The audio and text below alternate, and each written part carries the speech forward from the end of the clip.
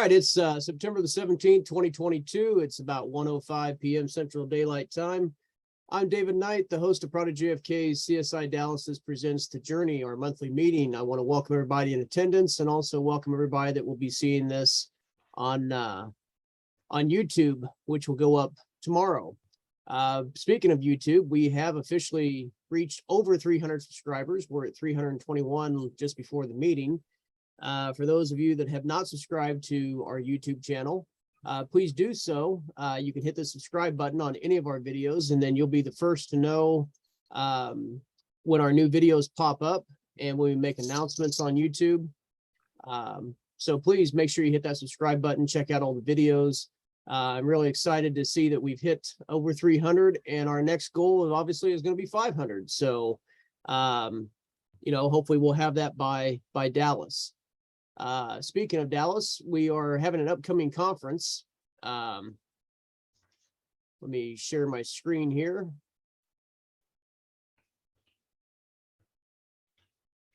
So that I can get it where I need it to be at. Hold on just a second.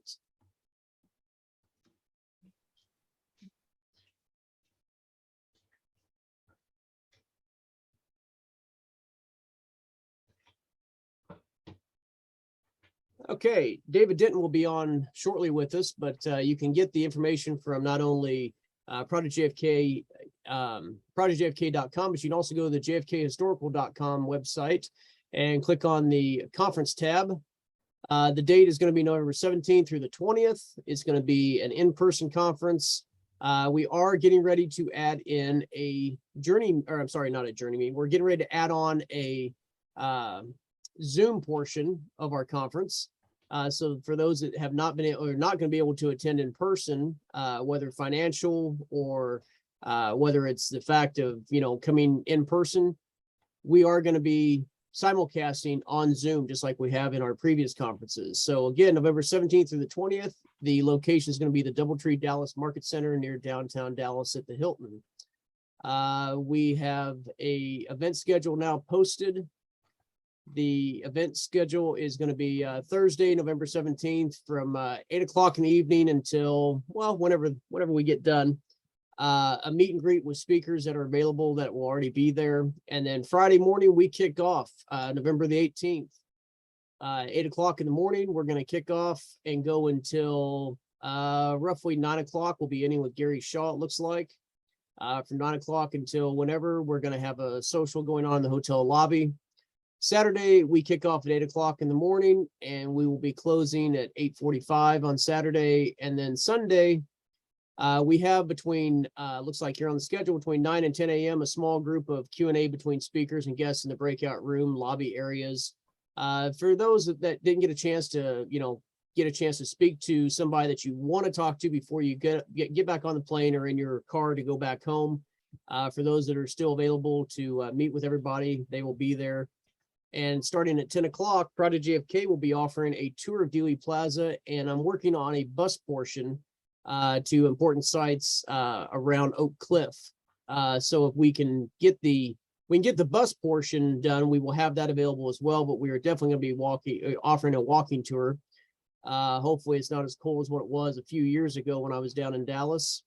So that will be hosted by Casey Quinlan, Brian Edwards, and myself. And then Tuesday, for those that are still in town, looks like there's going to be a Dallas Dealey Plaza Remembrance Ceremony. That's going to be led by Judith Baker. So I just want to point that out, that you can get tickets to the event. You can purchase tickets here. Event details is in the Learn More, and you can also make your reservations. I know that we're filling up quickly on our list of blocks of rooms at the special rate. So if you wait very much time after probably the end of this month, the special price of the hotel rooms are not going to be available. They will be full rate. We could only block out a certain amount of rooms, but there is another hotel across the street. I don't know what their pricing is. A lot of hotels have gone up in price since the pandemic. But the purchase of the ticket price for the in-person portion, you can click on, and it's a You can go from anywhere to do just the conference itself, or you get the conference and the banquet. We also are going to offer lunch 2 of the days. We also offer a big purchase package price, and this includes the 2 lunches, the dinner banquet, the weekend conference. That is $215. If you just want just the general admission conference by itself, it's $115. But what's nice about purchasing the conference package is during lunch and during the lunches and during the dinner, if you don't have a ticket because of the hotel putting in the amount of food that we need for each person, they aren't going to know who we're supposed to serve and who we're not supposed to serve. So during those times, if you don't have a lunch or a dinner banquet ticket, you can't be in the room during that time. You'll have to go on your own, and then you'll miss out on the important keynote speakers that we have during the lunches and the dinners. So it's actually a good price just to, be able to get the full package, and then you don't have to leave. There is going to be a dinner on your own. I believe that's going to be Friday night. Yes, Friday night's going to be dinner on your own. Now, during that time, the conference will shut down for I think it's an hour and 20 minutes, hour and a half. You're free to go where you want to go, get your food, eat, and then, come back to in the evening on Friday night. But the dinner banquet and the lunches, again, you have to have a ticket to attend. Let me answer this real quick.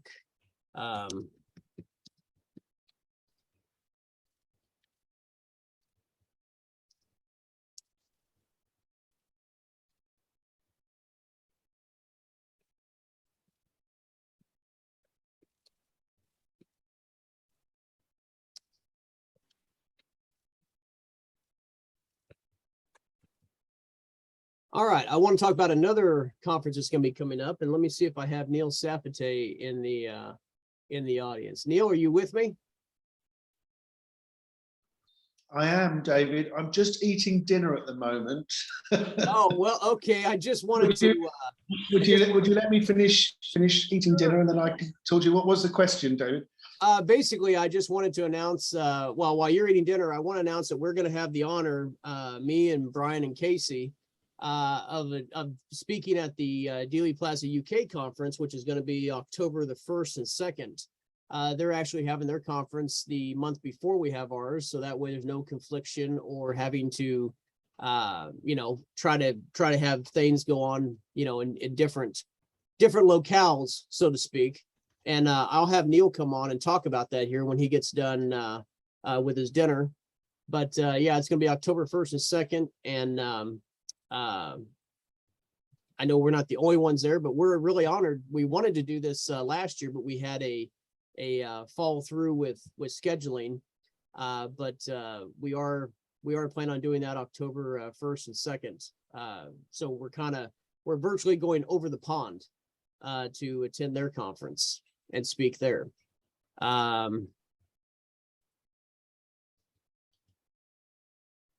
right, so let's see here. I want to open up with let's open up with Larry Snaff. Larry, you got some updates for me on what's going on in your world of suing the government to get the documents and get us some information that we desperately need. Go ahead, Larry. Okay, you can hear me, right? Yep, go ahead. Okay, all right. Well, first thing I want to say is that with respect to our lawsuit with President Biden, we have found the plaintiff.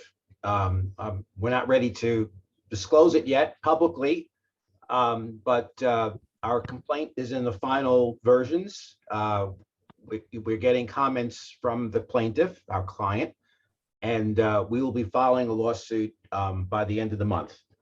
And that'll be alleging that President Biden failed to comply with the JFK Records Act when he postponed the records in the manner that he postponed the records last year. We are hoping that this will be one of we have kind of like a triad, sort of like when the government had a triad of nuclear responses. We have a couple of legs in our strategy, and this is one of them, to get the government to, do a comprehensive release in December. I've been in weekly phone, telephone and email conversations with the oversight, the House Oversight Committee, in response to the letter that we sent to Carolyn Maloney asking for a hearing. As of now, we don't know if there's going to be any time left on the calendar for the Congress is very short this fall because it's an election year. But the first thing they've done is the incoming archivist is having her confirmation hearing. It's going to be held by the Senate Homeland Committee. And they have propounded some questions for the committee to ask her with respect to some of the information that has been generated as a result of my lawsuit with NARA. Also, Joe Backes has helped along with Rex Bradford in terms of going through the spreadsheets that were provided to me and helping to point out how the NARA's records are really not comprehensive at this point. They're missing records. I'm continuing to get a batch of, all right, so the confirmation is going to be held by the Senate Homeland Committee. If any of you have a senator who sits on that committee, I suggest you contact them to make sure that this is a fulsome committee hearing. A lot of this stuff happens at the staff level, but we want to make sure that we have when she has her confirmation hearing, that there are some questions asked. That's only one of the tools of oversight that I'm working with the committee.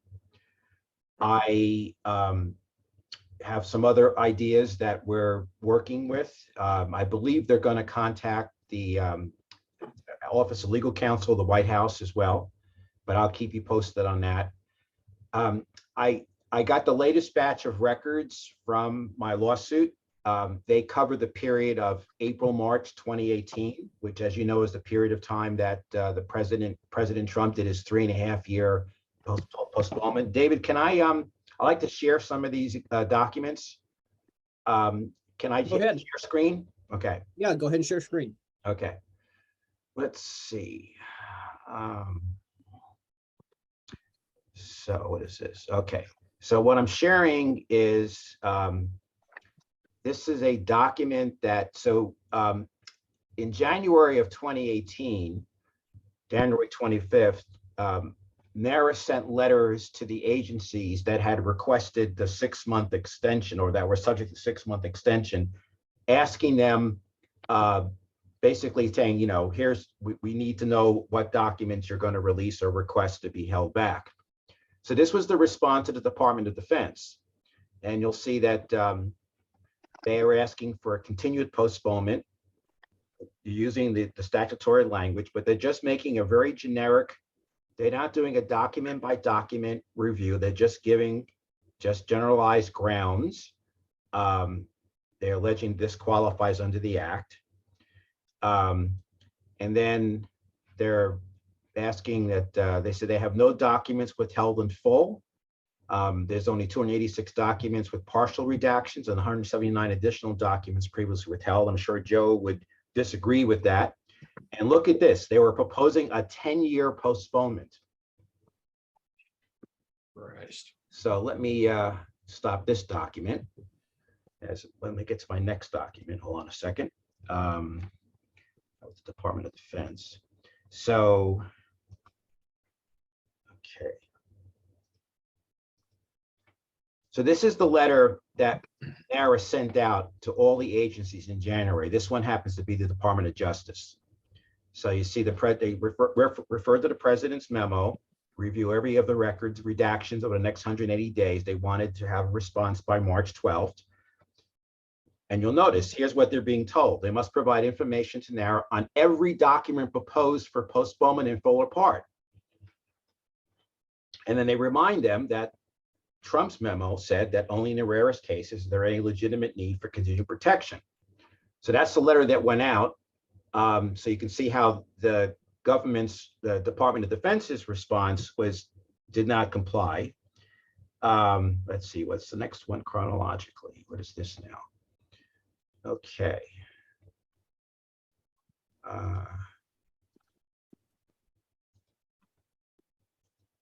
So here's an interesting email exchange with the FBI and Martha Murphy. So the FBI had indicated in December of 2017 that there were 45 records designated as not believed to be relevant. And they did some research.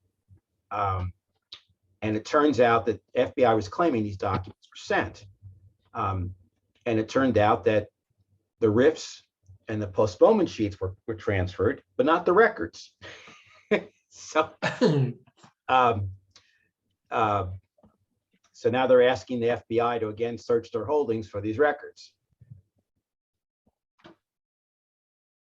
This is the kind of silly stuff that was going on. Now, let me see here. Okay, so this is the FBI, another FBI document. The FBI, by the one, has always been the agency. It's sort of been under the radar screen, but they have pushed back vigorously. They're the ones that during the ARB process actually appealed to the president to overrule the ARB decisions to disclose.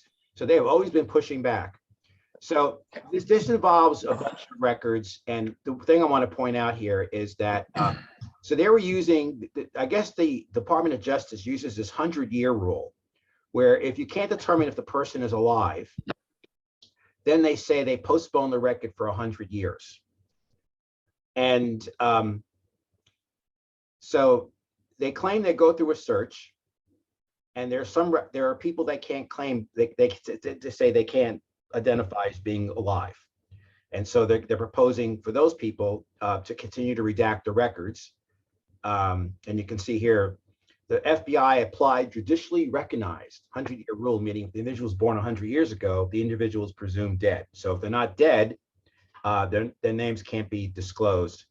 And they supposedly went through a whole process, and NARA's response was, well, we did a Google search and you can tell, I mean, they have 6,000 mafia records that they're holding back.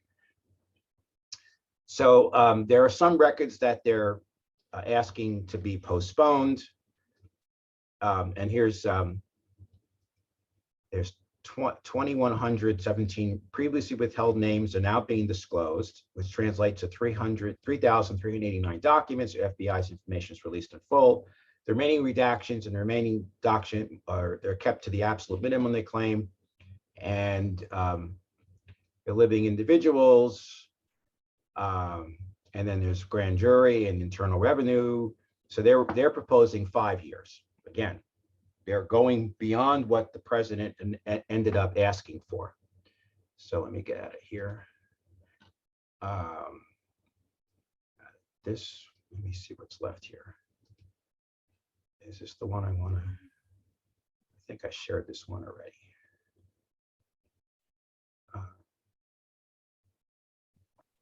Yeah, I shared this one already. So that just gives you a kind of a flavor of what we're seeing in these records as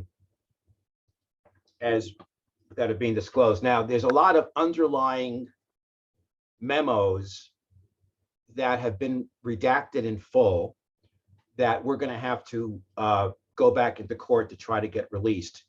It appears that each of the memos that ended up in the memos of National Archives. So as I told you last time, from the emails we could glean that NARA was pushing back hard on the grounds that the agencies were using to object to.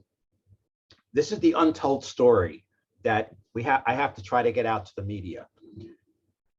The NARA was pushing back on these agencies' grounds for postponement, and then they got put into a position of basically recommending to the president that there be a further postponement and saying that the postponement was consistent with the act.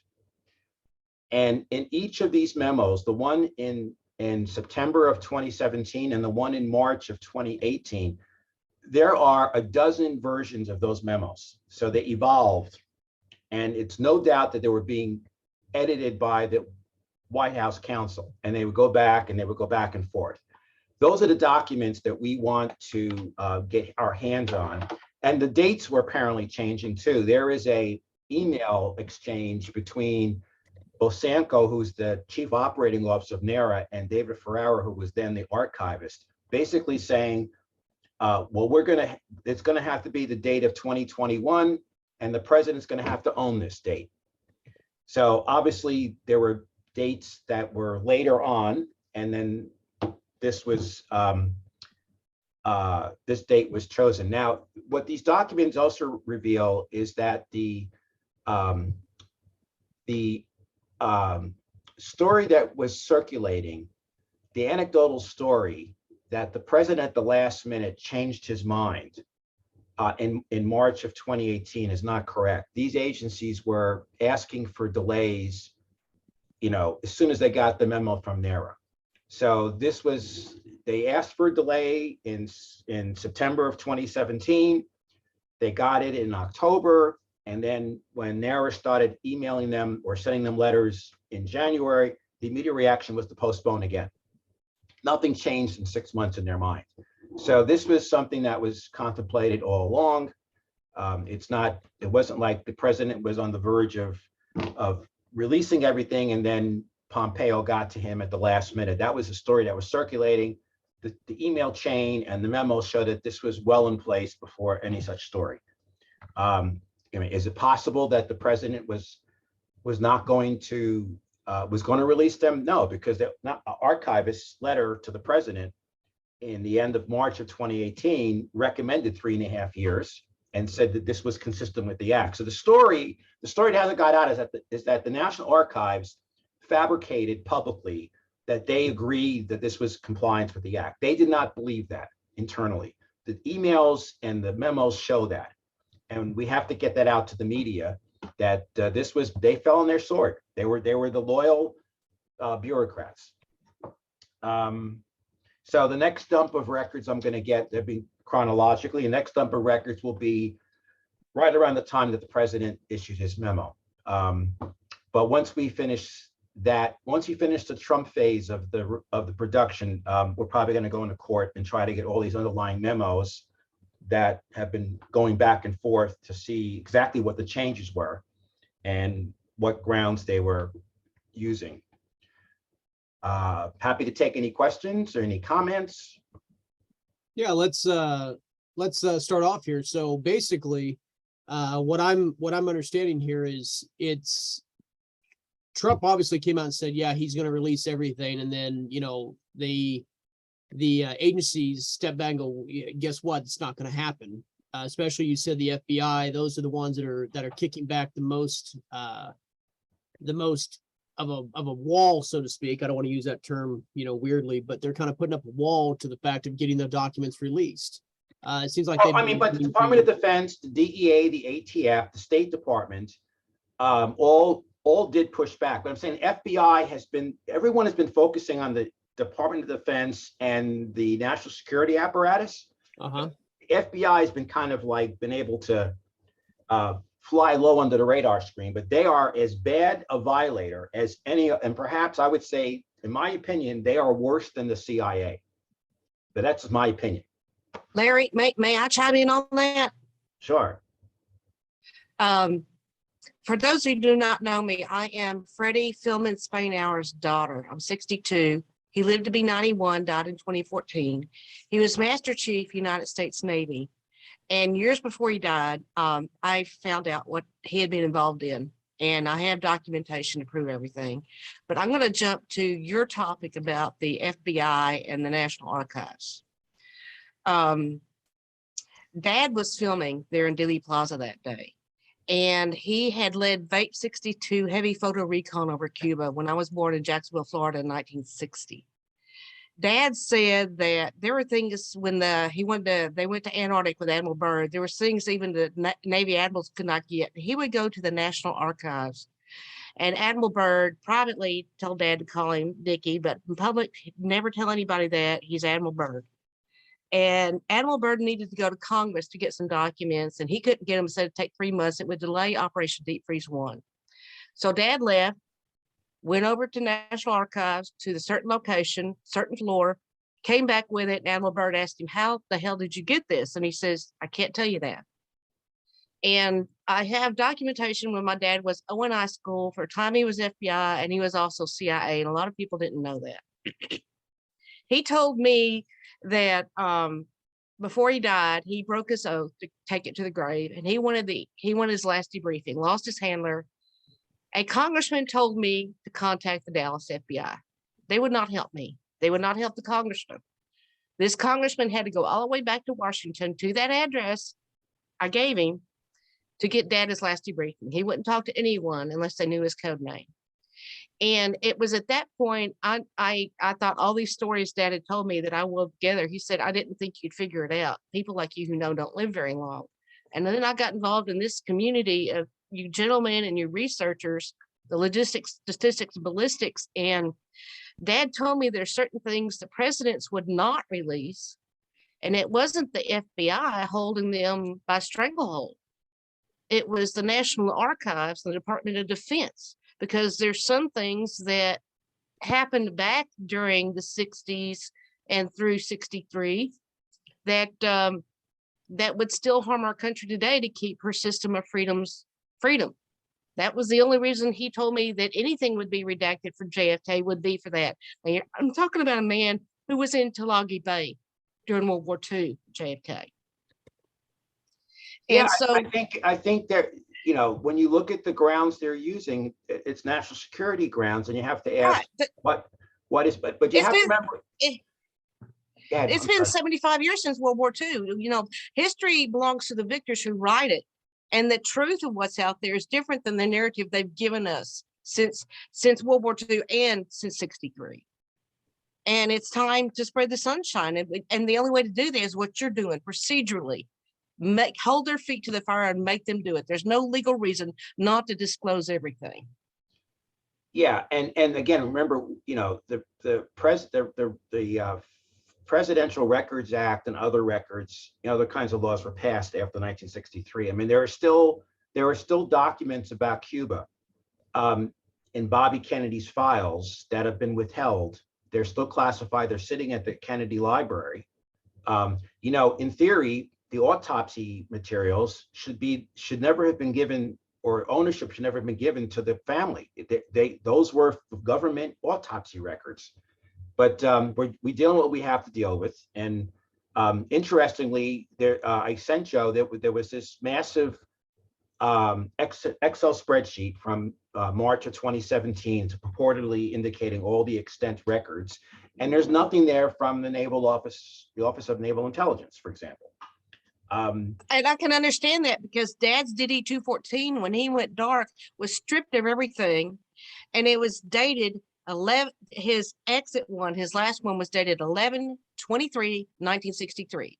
And all his theaters of where he worked, his records, his awards, everything was stripped off.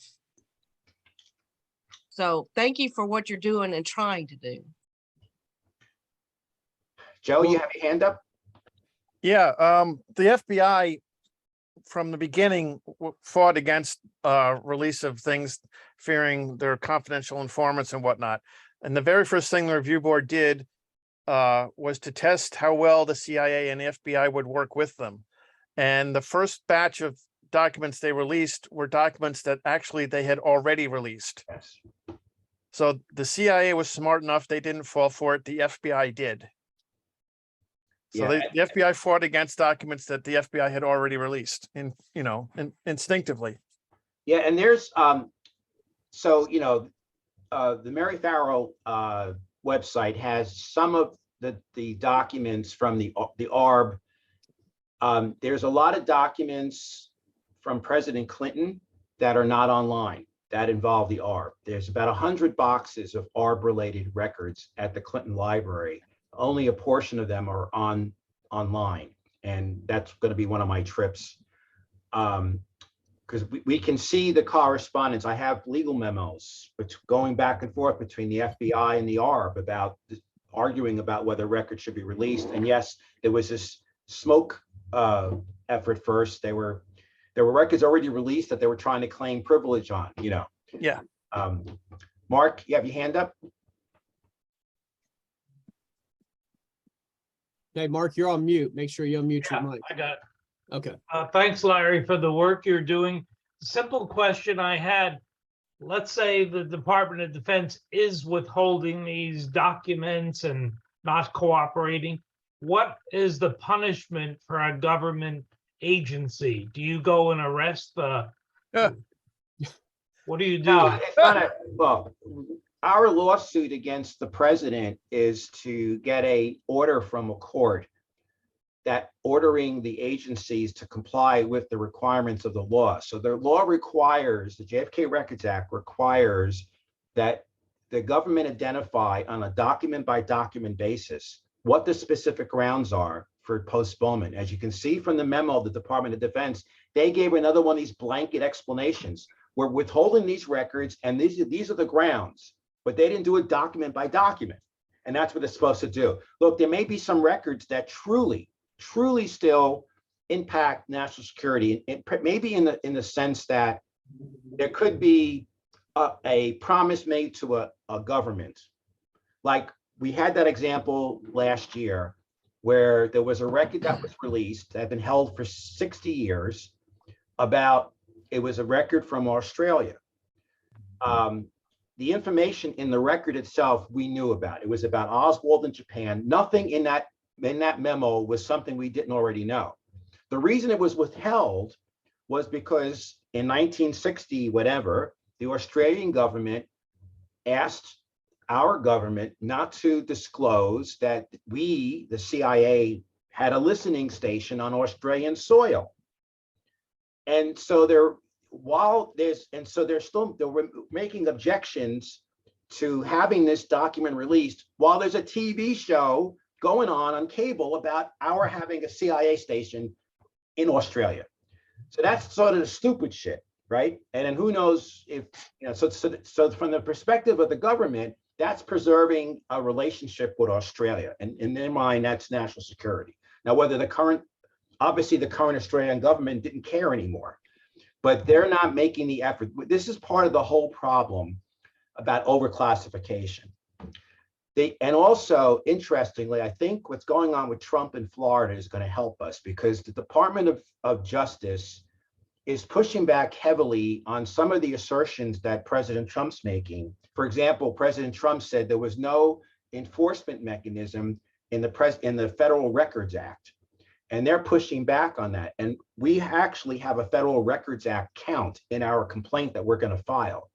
So aside from the fact that NARA is in the news and the idea of classified records is in the news, some of the briefing, I've been closely watching the briefing because I want to see if there's anything that we can, you know, if the government's going to argue that in this case, then they're going to be, if they can't argue that against us then. So anyway.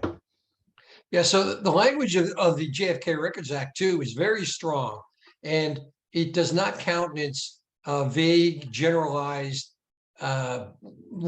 national security blanket objections. It doesn't countenance that whatsoever.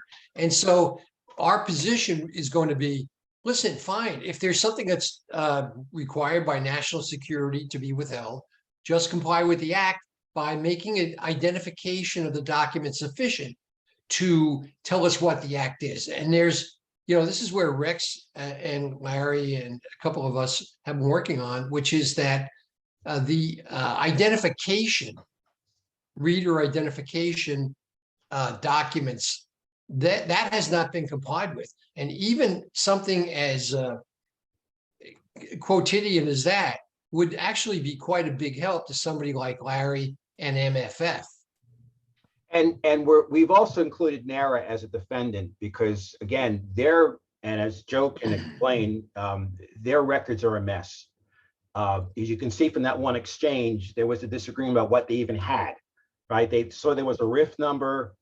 And so the FBI claimed they gave them the document. Turned out all they had was their cover page. They didn't have any document underneath it. So their records we are alleging that they themselves are in a violation of the Records Act, the Federal Records Act, by the way that they're mismanaging this collection, and that it needs to be more transparency here. This is inconsistent with what Congress asked. Congress wanted this to be purely transparent, so to put forever the questions about what the government knew about President Kennedy's assassination. So anyway, so that's going to be filed. Our lawsuit's going to be filed, I think, Patrick. We're aiming for the end of the month, right? Yeah. So we have some news in and we're going to ask. We want people. Again, I want to repeat, if any of you have representatives that are sitting on the Homeland Committee, it would be great if you could contact them and ask them to have questions, ask the archivist about things like, for example, the ARB recommended in its final report that Congress consider giving the National Archives the powers that the ARB had. ARB cannot overrule an agency request for with postponement. All they can do is make a recommendation to the president. And as you've seen, the National Archives has caved every time these agencies have tried to postpone. They're being obviously pressured to cave in, and they have relationships with these other people and other agencies. So we want the Homeland Committee to ask the archivist, the nominee, do you think you need more power? In addition, there are outstanding asks that the ARB made that remain outstanding 24 years later. And that, in my opinion, is a violation of the Federal Records Act, because NARA is a federal agency and they were responsible for collecting federal records.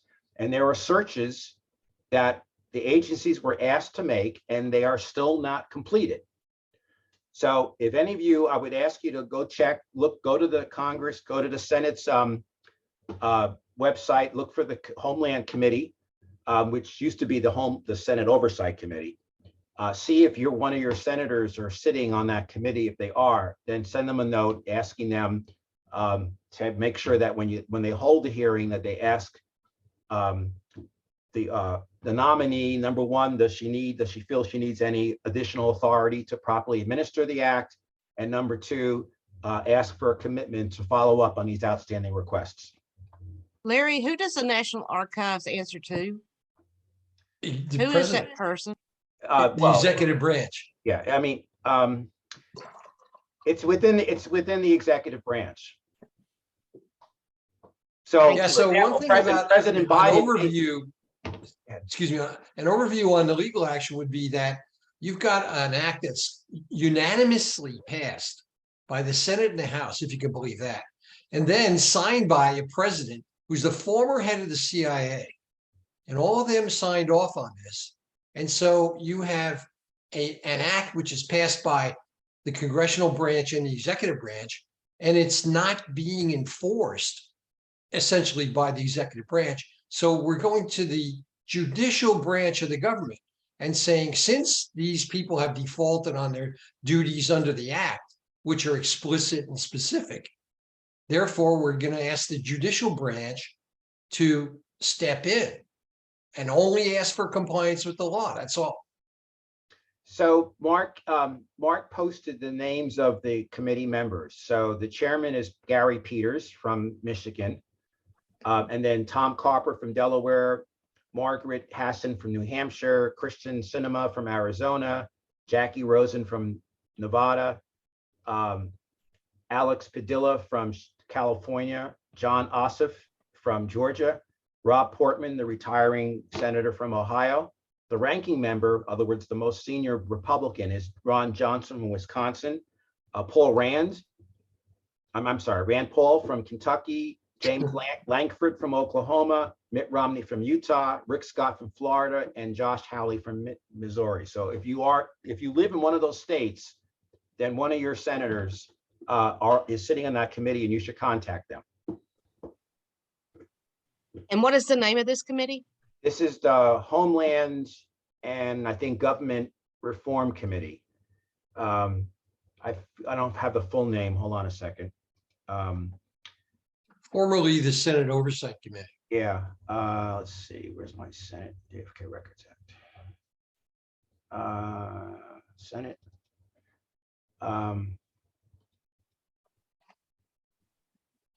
We can ask David. The Committee on Homeland Security and Governmental Affairs.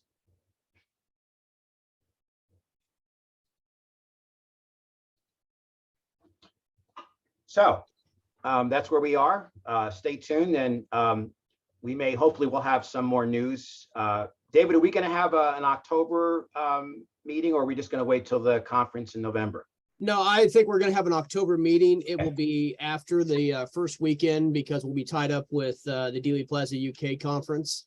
But I'm looking probably the second or third weekend because I want to do a last minute push before we do the conference in November. Okay. We may even have one at the first week of November. So there's a possibility of having at least, we definitely going to have one, if not possibly two, before November hits. I do want to ask you a quick question on those ARB documents that are at the Clinton Library. Are those available for? Are they classified? Are they able? No, to no, be you can. I mean, looked they're at? just not online. So if They're you just- wanted to go look at them, you could.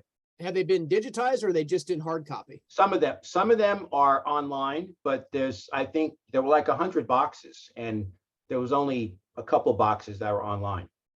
You would think after all this time, they, could step up to the plate and digitize this shit and get it out there for us to be able to look at. I suspect that ARB records are probably low on the priority list of things they're going to do, and they have a budget, Well, they need volunteers, like, I don't know, Project JFK. We did Russell's collection, took us a year, but hey, what the hell? You might want to contact them and see if they would like your assistance. Well, anything to, I like getting the documents digitized because obviously you can read in the comments a while ago, things happen and things get lost or damaged. Answer that question that Mike put up in the comments. Do you see it there in your chat log? Let me see, Mike. Oh, when Came in at WP7 142. collapse, number of records are lost. We're not. So I know there were photos of JFK, but I believe those were a private collection. Yes. Okay. But I'm not aware, well, with the understanding that there are outstanding searches that are still not being completed, ostensibly, the official position is that all the JFK records were searched and found and given to the archives, except those that are classified. Some are with the archives and some are with the agencies that own them. But we know for a fact that there are outstanding asks. So I'm not aware of any assassination records that were located in the World Trade Center that collapsed.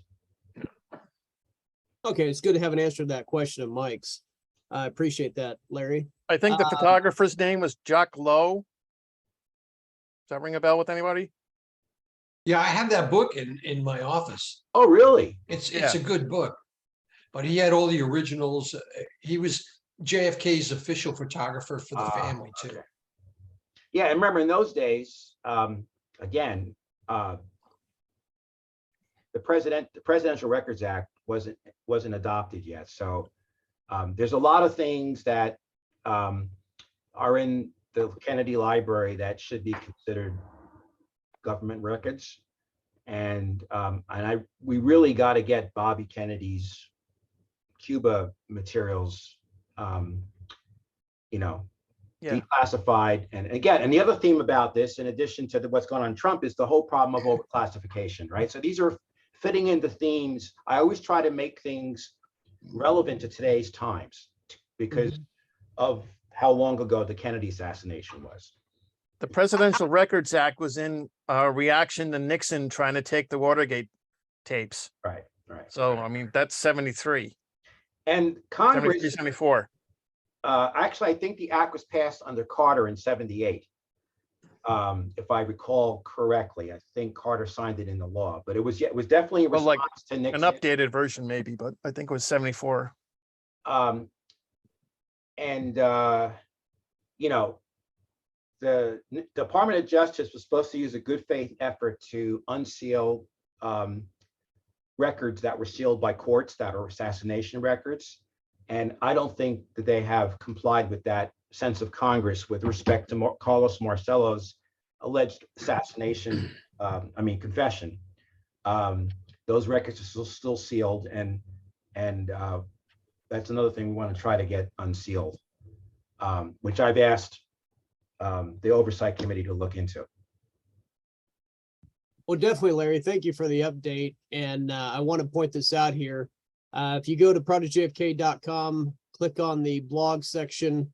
Larry Snaff has his section there on our website, and you can download different PDFs or docs, different formats that are available. And if you can't open it, you can always download it and convert a file to whatever you're most happy in reading. These are the easiest ones to upload to our website, and most majority are able to view the documents that Larry provides. I'm sure that I have a few that I've not gotten up there, but I haven't sent you the batch I got at the beginning of the month. I will say that Phil Sheenan is very interested in this topic. He's particularly offended by the way NARA operated, so I'm in consultation with him. And then there is this congressman in Tennessee, Steve Jacobs, who is really fired up about the JFK Act. He has written 2 letters to President Biden, one urging him to release the records. He had 6 other people from the House signed it. And then after the president postponed the records this January, he wrote a letter to the president asking for a meeting to discuss this. I've been keeping him, I'm sorry, it's Steve Cohen, not Jacobs. And maybe he's in the Jacob tribe, I don't know. So anyway, I'm keeping him in the loop as well. And if any of you live in Tennessee and he's your congressman, I would stay in touch with him as well, because he's the man in the House that's interested in this topic. all right. Well, thank you, Larry, for everything that you're doing and keeping us informed of what's going on in your world, which always, obviously it, it goes on in our world as well, but you're the one that's leading the fight as an attorney to do the hard work of getting them to, as Shauna said a while ago, hold their feet to the fire and get them to actually play ball. So, well, I want to say, I'm not doing this myself. Patrick is helping, Bill Simpich, Mark Adamczyk, and Andrew Iller from Canada. So, we have a group of lawyers that are using our collective wisdom to try to do something about this. well, thank you to you and to all of them for the hard work that you continue doing for us. Hey, Dave, let me jump in here real quick. Go ahead, Casey. Larry, this is Casey Quinlan. I wanted to point out again for our viewers and the people who are in here, just how important it is for people like Larry Schnapp.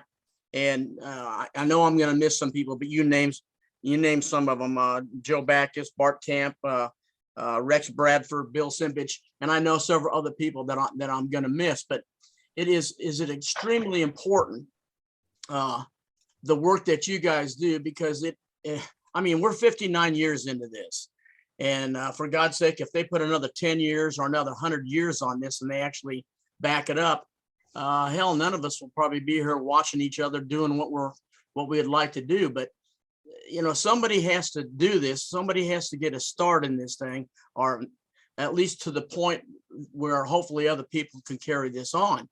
But at the same time, I just want to tell you how important your work is for us researchers who actually get access to this material and then try to decipher it and then pass it on down the line to individuals, not only hopefully in classrooms, but in real life, that things like this really work. and that is using the rule of law. And God, I've heard rule of law for the last 2 years so damn much. And I'm sitting here going, okay, I just got to get a hold of Larry Schnapp because I know what the rule of law is now. So, but anyway, thank you, for what you guys are doing. And I want to, and look, we're just the lawyers. It's people like Joe and Rex who are the experts. And, you guys spent a good part of your life learning what's there and what's not there. And we could not do this kind of work without your help. And I know at times I'll send Joe an email late at night and say, I need this the next day or so. And he gets all frustrated with me. And but anyway, that's Joe's personality anyway. But All right. but we can't do this without the help of the experts. You guys you're like our expert witnesses. We're the talking heads. We put the law together and we make our argument, but we can't make it. You guys help us substantiate what the violations are. And so and one of the reasons I'm sharing this with, we share this with you is if any of you guys, and I'm throwing Bob Saltzman in there because Bob Saltzman is from generation 1.5, or I know he doesn't like to be called generation 1. But, you guys have the expertise and you help us direct our legal tools. You basically help us aim the cannon in the right way. You have the ammunition and we're just aiming the cannon. So I just want to give another shout out to Joe and the Rex, because I know I've been being a little persistent pain in the neck, giving these spreadsheets, and that Joe has to go through, dozens of pages that he's already done before, and he feels like he's doing busy work, but it's not busy work. It's really important. I just got 4 emails from Joe as we've been talking. So I just want to make sure that he gets the proper appreciation as well, because without his help and Rex's help, we wouldn't be where we are.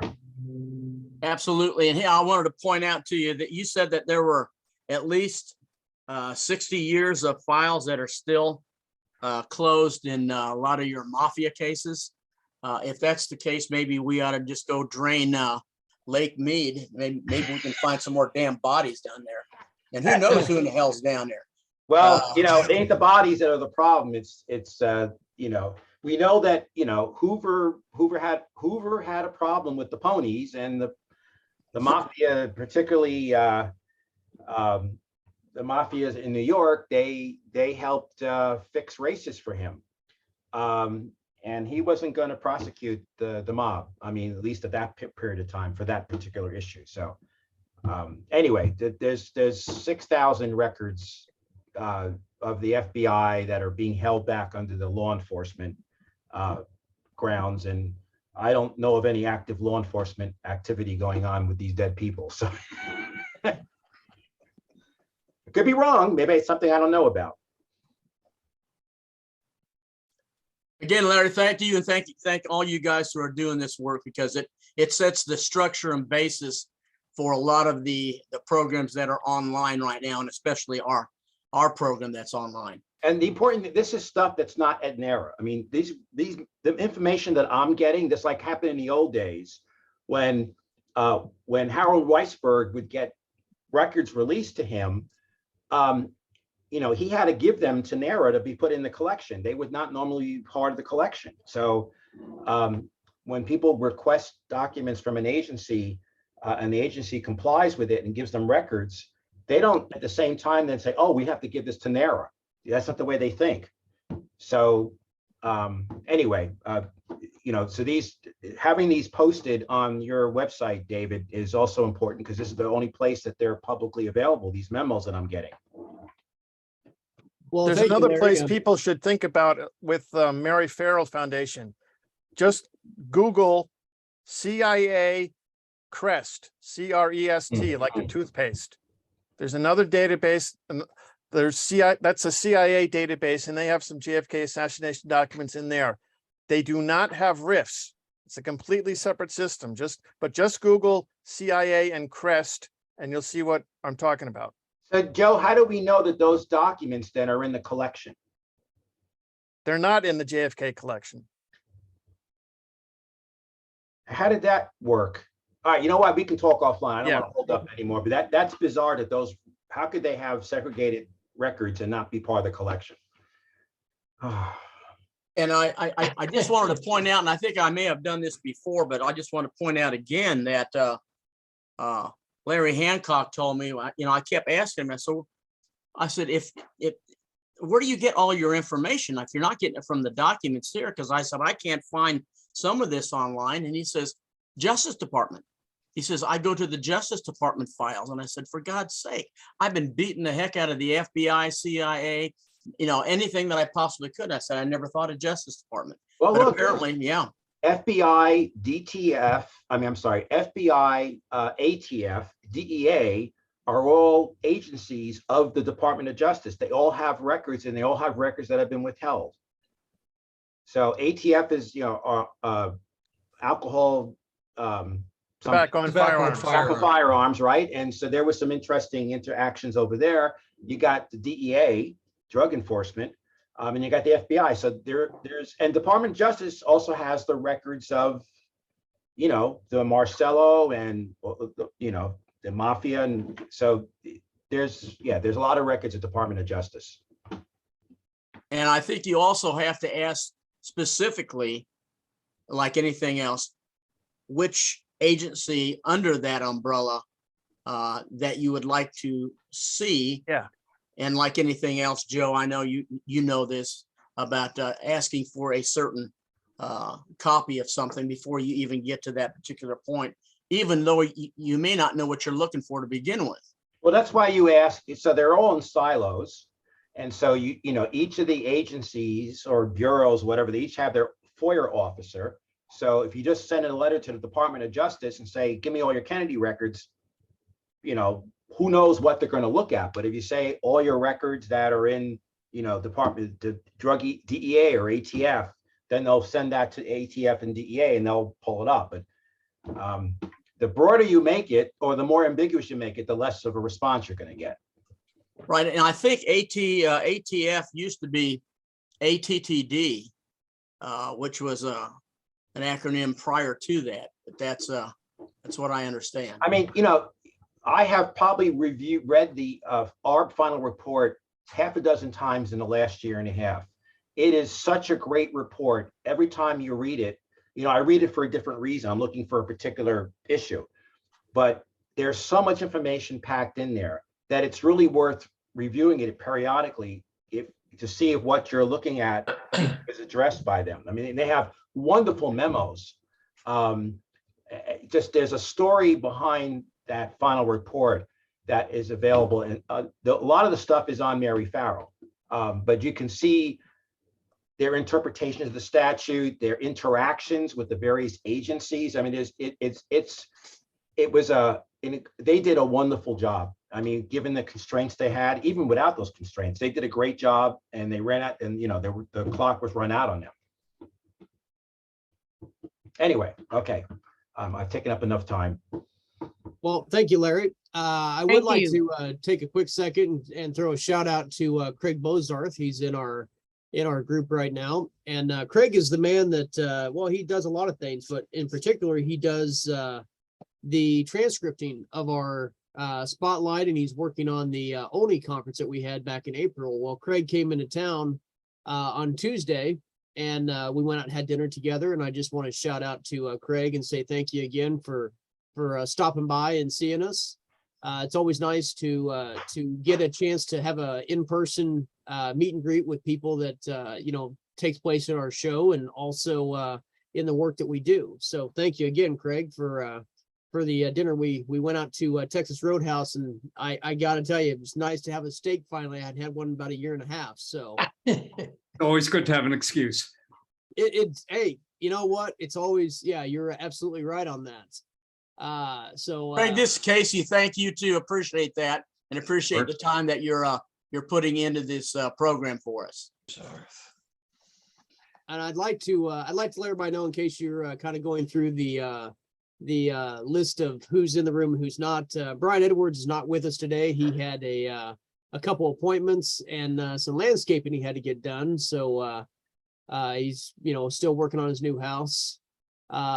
But Brian should be back for our next meeting. I want to take and shift gears here and talk to, let me see here. Larry, are you, Larry Rivera, are you in your, yeah, there you are. Hey, I want to give you a quick update. I I told you that I was working on trying to get the Harper fragment 3D printed. Well, the guy that I was working with, and I understand, you know, people have other commitments. They have time and family they need to spend and work and so on. Well, hell, all of us do. But I went out this past week and got a 3D printer, and I've been just learning the curve, so to speak, and it's a whole lot easier than what the hell I thought it was going to be. So I am going to try in the next probably 7 to 10 days after some more tinkering with the printer, and try to get the Harper fragment printed. And hopefully I'll have one by November, so that way I can actually, you know, give you what I've got going with it. In case you need to do like maybe some team viewer stuff, we can do that, you know, and I can, you know, see if it can be produced straight out of the Blender program, you know. Yeah, I'm using a program called Cura, which is a lot of people online said it was the easiest way. It's the easiest program to use to take a Blender file and convert it into a program, or to slice it and put it into. It's got to turn it into a usable mesh, right, that can be interpreted by whichever program is going to print it. Yeah. Well, the thing is I need to figure out how to take the Blender image and turn it into a G code. The program that my printer prints in is called G code. Yeah. And if I can if you get a chance to tinker with the port it over, have to port it over to another protocol. Yeah, we can try to do that. Absolutely. Okay, yeah, absolutely. I think it would be, you know, like I say, I mean, I know he was having a lot of attempts that were failing at it, and I said, well, is it? And I think what the whole point was is he wasn't keen on. He knew everything about printing, but when it came to using Blender, you know, to build something compared to what he would use it for, and I said, I want to take right off the Blender image because it's the best, you know, 3-dimensional that I've seen ever. So to add one more thing to your plate, Larry, we gotta convert the file over to a G code, and that way we can get it printed and see what it looks like. Here's the thing, okay, the Harper fragment, in order to model it the way it is, since the way that it was, you know, expelled from the skull, it's almost in 2 different portions, you know, the inner and outer, and they overlap. And if you look, and if you ask any pathologist or whatever, you know, this type of configuration is very special. So in order to duplicate it, you have to actually do one side and the other and then bring them together, you know, and that's where, you know, probably there might be some inconsistencies in the mesh, you know, which are translating to the porting out to the other printing format. And that might be the problem. That's where we would have to work on it. I have tried to model it, you know, in other ways, but it's just impossible. The only way is to do it in 2 sections and then bring them back, fuse them together, merge them, if you will. And until somebody with a little bit more expertise than me, you know, can figure it out, we're gonna have to just work with that. Okay, well, yeah, hell, nothing else. We'll print the two different portions and then put it together. I want to at least see what we can do. And like I say, we'll try it in the two piece part, and then you know, plastic weld those together, so we can actually have a total 3-dimensional object. That could be an option, but it would be best to just try to clean up the mesh and do it all in one piece. Let me see because I remember trying to do that years ago, and the company that I sent the mesh to, they were telling me that they were having problems, you know, porting it over to their format to use in their printer. But so many years have gone by now, we might be able to, you know, reestablish that and revisit that and do it, you know. So yeah, well, we can you know, whichever way you want to do it. I wanted to make a quick comment on this FBI thing because about the availability and how they have stonewalled documents, and that's the exact experience that I have had. For example, I'm supposed to do a presentation in November for an hour on the new documents, and I've done a top 10. All right. Well, guess what? In the top 10, there's not a single FBI document that I can say, hey, you know, this is brand new. What does this bring to the table, you know, as far as the interpretation or new information that can be, you know, expanded off of that one document. On the other hand, the CIA, you know, the top 10 is already filled, you know, and for example, you know, the Northwoods, and you've got the McCone diary, and you've got so many, Sylvia Duran, you know, the CIA just completely lost, you know, her statement, you know, and they admitted to, you know, the letter, you know, from the ARB to the ARB from the CIA says, look, we're being honest here. We dropped the ball on this. This document does not exist, period. We have tried to find it for you guys. It's not there. FBI is not going to do that at all, you know, and we can start with the Oswald passport that I spoke about last month that is in files at the Dallas Police Department, but is not in any of the FBI records. I'm talking about the one that he renewed on the 24th in June in New Orleans, and the one that he never used in the tourist card applications that he had to supposedly go to Mexico.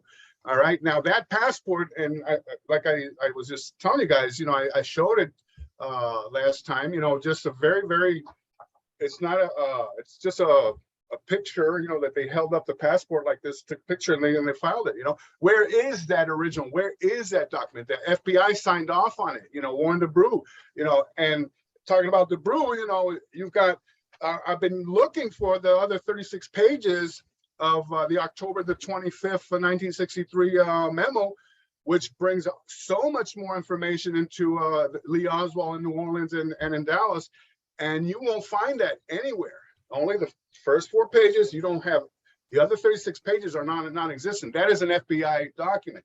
So that's, you know, when you guys were talking about the FBI, the Stonewall, and you were not going to get anything from them, you better believe it, you know. And like I said, you know, the CIA is way head and shoulder above them, you know, as far as document releases. Larry, can I ask you a question? Maybe we need to talk offline. But when I was 17, Dad taught me how to process film in his photo lab at City Hall, right underneath where Ruby shot Oswald. He first worked for the Dallas Police Department, was planted there, then he was photo chief of the Dallas Fire Department. When the House Select Committee of Assassination came in, he was the person who pulled the Dallas Police Department files to make photo prints of those for the HSCA. He asked to make an extra set. He gave me 8 of those, and I spent the night before last with Judith, and she said some of these have never been seen. I don't know. I'm not researched enough. Is this something, the scans I've got of these 8 photographs, including the arrest of Oswald, can I send those to you? Tell me if they're public or not.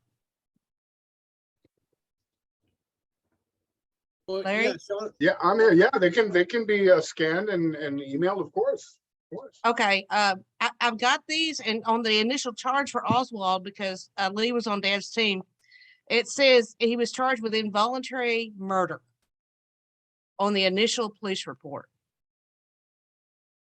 Have you ever seen that arrest record? Involuntary, no. Okay, I'll tell you what, I don't have your current contact information. I'll get it from David Knight, and I'll rescan these photo prints in. They're 8 by 10 black and white, and I need you to take a look at them because I processed them with my dad myself from the police records. Sure. What is that involuntary manslaughter, murder or manslaughter? What document is that from? The charge- arrest record for the Dallas Police Department. That's a DPD doc. Is that a charging You document? understand? I didn't get these from the FBI. These were Dad pulled the wallet, the cards in the wallet, the negatives, everything. We made new, fresh prints for the House Select Committee on Assassination. These are extra copies of those prints on about 9 items. But this is a charging document? Yes, sir, it is. Okay, all right, thank you. yeah, And so Sean, Yeah. when we get done here, yeah, you've got my number, right? I think I do, but I've never released these to anybody. I was scared to even have them for years. And then I find out once Dad dies, a lot of this is over at the University of North Texas. And I'm like, they're digital. Wait, I have original photo prints that have never been digitized. Mhm. Wow. Okay, And I'm I don't- I'm putting in here in the chat. I'm sending you a direct message. Okay. Yeah, get with me right after, and yeah, I wanna take a look at these. Okay. I'll be happy to do that. Yeah, I just sent you a direct message, so if you I want to just write that have a down. question for you. Okay. Was the Alex Heidel in the original records? Was a photo Yeah. taken of that? I got these things I showed Judith on my phone, and yes, it had his Marine card that had the name Alex Heidel on it. And everything that was in the wallet, we laid down. We made a new negative and made an 8x10 photo print for those.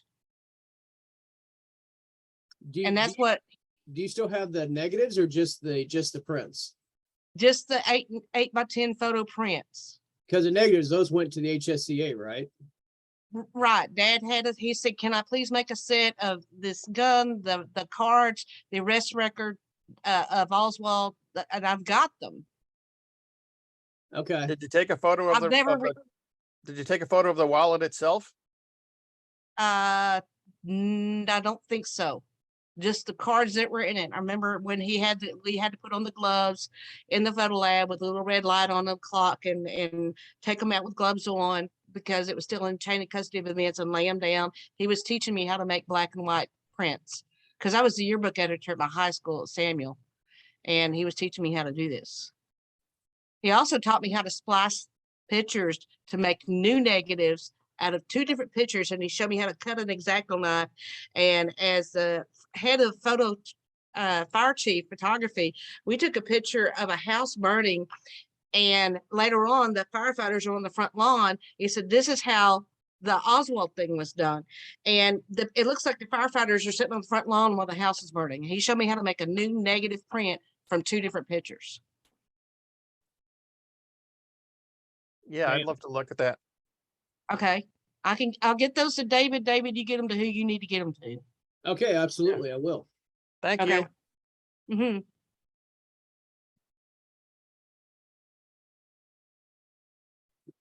Shauna, this is Casey. How you doing? Fine. Well, Uh, actually, I gotta have 3 vertebrae replaced in my neck on October 26th. Oh, wow. I'll tell you what, I think we've That's got not a gonna couple, happen. we got a couple of doctors online here that might be able to handle that.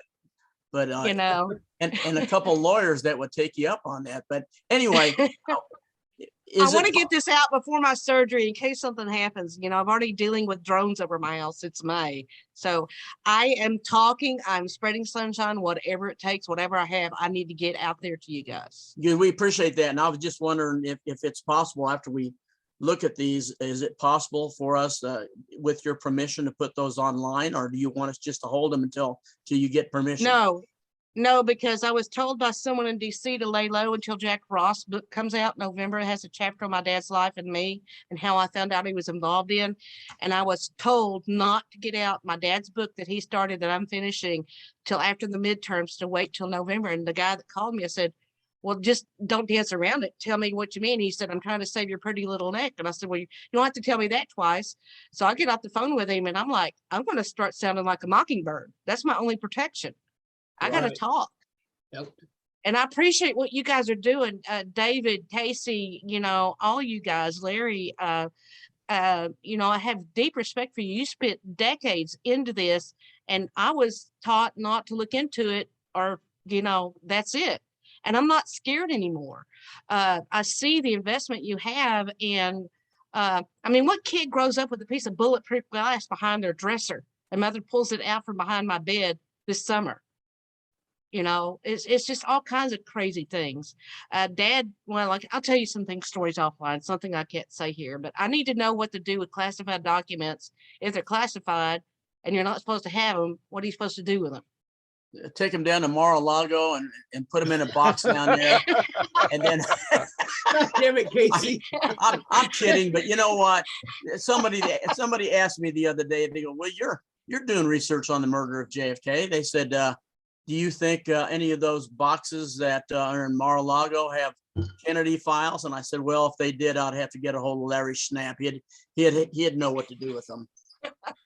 And I don't know, but if this is before they had marked things, it's just type restricted or not for release without chief of naval operations, stuff like that. You know, I don't know what to do with it. Well, do you It's know certainly not at, it's not at my house. It's in many different places now. do you know if the records that you have subsequently been declassified? Because you have copies of records, right? Yeah, well, I have some originals, the Guam gallows hangings in after World War II. It's not the narrative that the American government gave the world. And I find things like that. I'm still going through Dad's documents and letters when I go where they are and visit them. And it says restricted. I don't know if they're restricted still or not. When the congressman and I called the Dallas FBI office, they said, oh, anything your dad was involved in 50 years ago is declassified. And I said, I don't think so.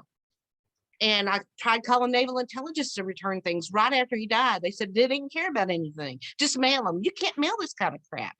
I have no one sit down with me other than Gordon Ferry to tell me what can't be talked about or what should or shouldn't be in the book. And I don't know who can guide me on this stuff. Well, you probably need, there are people that specialize in information law, but we can talk offline if you want. Yes, sir. I suppose I would think, I think a lot of what you have has probably been declassified by way of executive order, or there is a 50-year rule. So, and these were restricted. They're not, you know, top secret. They're restricted, which I think is a lower level of classification. I don't, well, according to a PBS special, MacArthur was the only one there with the hanging of the Japanese generals. And I got the list of 43 people where they were make-believe drivers and the list of the executioners that's never been released to the public. I'm sure some historian would love to get that. What I'd like to know is the documents that you have, you know, what we have, if they have been released, which, you know, Larry's saying that they probably have been, or declassified. I wonder if the copies you have maybe don't have some of the, you know, blacked out sections. I don't think I have a lot, okay? But Yeah. what I have may fit some narrative somewhere for more sunshine. Right. You know, I don't know, because here's what I've done. I've only watched the JFK movie once. Dad scared me not to study this. And so when this comes out, I apologize, I've not read y'all's material and books. I've only been to a couple of conferences because I want his stuff to be raw and pure and not slanted by anything else I've heard. Once it's out, then I'll look into all of it. But I've got, you know, 400 letters home. Aunt Ruby Houston was OSS with R.L. Thornton at Mercantile Bank. But say that again. Who? My Aunt Ruby Houston was an OSS operative at Mercantile National Bank for R.L. Thornton, and I knew her, and I worked there in high school. She worked there 50 years. And Dad, when he left Dealey Plaza, went immediately to down Garland Road to First National Bank, where his cousin Jesse Ray Houston worked. And I think that was both of their gateways into the CIA in 1947, 48. Because I've got the documents offline proving that Aunt Ruby was a member of the OSS. I don't know the web of how it all fits, but I'll get y'all what I've got, the materials that I can, start feeding it to David and let him sift through it and distribute it where it needs to go. Because I'm not going to get the book finished till next year. And with the surgery coming up, I just need to get some things in y'all's hands. No, and I appreciate that, Shauna. Thank you very much, gentlemen. Thank you, gentlemen. Appreciate it. Speaking of appreciating, I want to do a quick share here real fast. If you go to the projectjfk.com website, which we have the Help Our Cause section, it's not just a boys club. We have our first female that has donated to our cause, and that happens to be Shauna Willis. I want to reach out and say thank you to her and to everybody that's on our list that not only make a one-time donation, we've got several people that make monthly donations to us. You know, well, believe me, once I get this book out, I'm going to be donating a lot more to your cause. You know, I love America. Dad loved America, and we need truth and transparency and sunshine because it is relative to today. It is highly relative to today.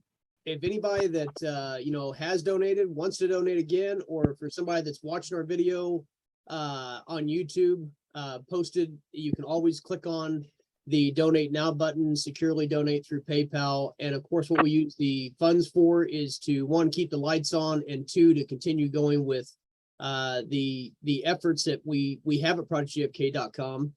And that's doing our shows, helping with the conferences, you know, equipment, materials, you know, storage obviously is a costly thing for us. And it's to make sure that everything is protected and kept in the vaults that anybody can look at, you know, both digitally and, you know, we have some things I'm trying to get into on the physical aspect. And of course, that's going to be another, you know, another cost to us about, you know, actually having things housed, where people are getting a hold of us to, you know, basically take over their collection and to house it for future generations. And I want to also throw this out. You know, I look on analytics on our YouTube channel. You know, I want to be able to, we say this a lot, we want to get the younger generation involved. It's not just about the group of people that's, you know, our age groups and, you know, the ones that attend our shows monthly and our conferences yearly. But, you know, it's also, once we have, you know, shuffled off this planet, you know, is this case going to die with us? Or are we going to be able to get it into, you know, the younger generation? Now, of course, back when Casey was teaching in school, you know, when I up before the pandemic, I was going out and speaking at local junior highs and high schools. But you know, we want to reach out to the younger generation. So I know there's a young guy in his early 20s. His name escapes me at the moment, but I'm going to reach out to him. He's doing a collection with a podcast. I'm sure he's reached out to a few of you guys that are in the audience. You know, it's people that's in the younger generation than, you know, what we are. Just because it happened in the last, you know, century, you know, it's before 2000. Anybody that was born from 2000 on up in the last 22, almost 23 years now, you know, this is like, you know, a dead topic to them, especially what they're getting taught in school compared to what, you know, Casey was teaching in school back in the 70s, 80s, and 90s. So we've got to get them in on too. But JFK That is young to guy, this Robbie. generation what World War I was to Casey and my generation. And the further complication is, at least when Casey and I were young, it was the same century. The current generation feels like anything happened in the 20th century is, you know, they don't have to worry about. Was that young guy's name Robbie Robertson, David? I just watched a thing with Bart Camp and him, and he's a young guy that's doing podcast on the Kennedy assassination. Well, I believe his show is called Into the Blank. Yeah, that's okay. it. That's who I'm talking about. Yeah. So yeah, I'm going to reach out to him, and if he's seeing this now, I'm going to reach out to him this week and see about setting up. He just did a show with Bart like August 22nd of this year, so I know he's doing it here in the near past. So. Well, yeah, hey, Dave, can you hear me? Yeah, go ahead. Yeah, I did a podcast with him, several prominent JFK people. He's a smart kid. He's trying to, you know, he's trying to be very aggressive. He wants to actually put a documentary together. He's not just been interviewing folks associated with the conspiracy. I mean, he's interviewed Dale Myers and Posner, and he's tried to you know, take those guys on. You know, I've warned him about that, you know, that might be counterproductive, but he's dug into documents and things. He's done a lot of work in a short period of time, but yes, he has interviewed quite a few people associated with the case. His name is Robbie Robertson. That's correct. It's called. For those of you guys who don't know, this is David Denton, and David is putting on the conference down in Dallas. It's going to be a #1 conference. So just wanted to let you know who he is.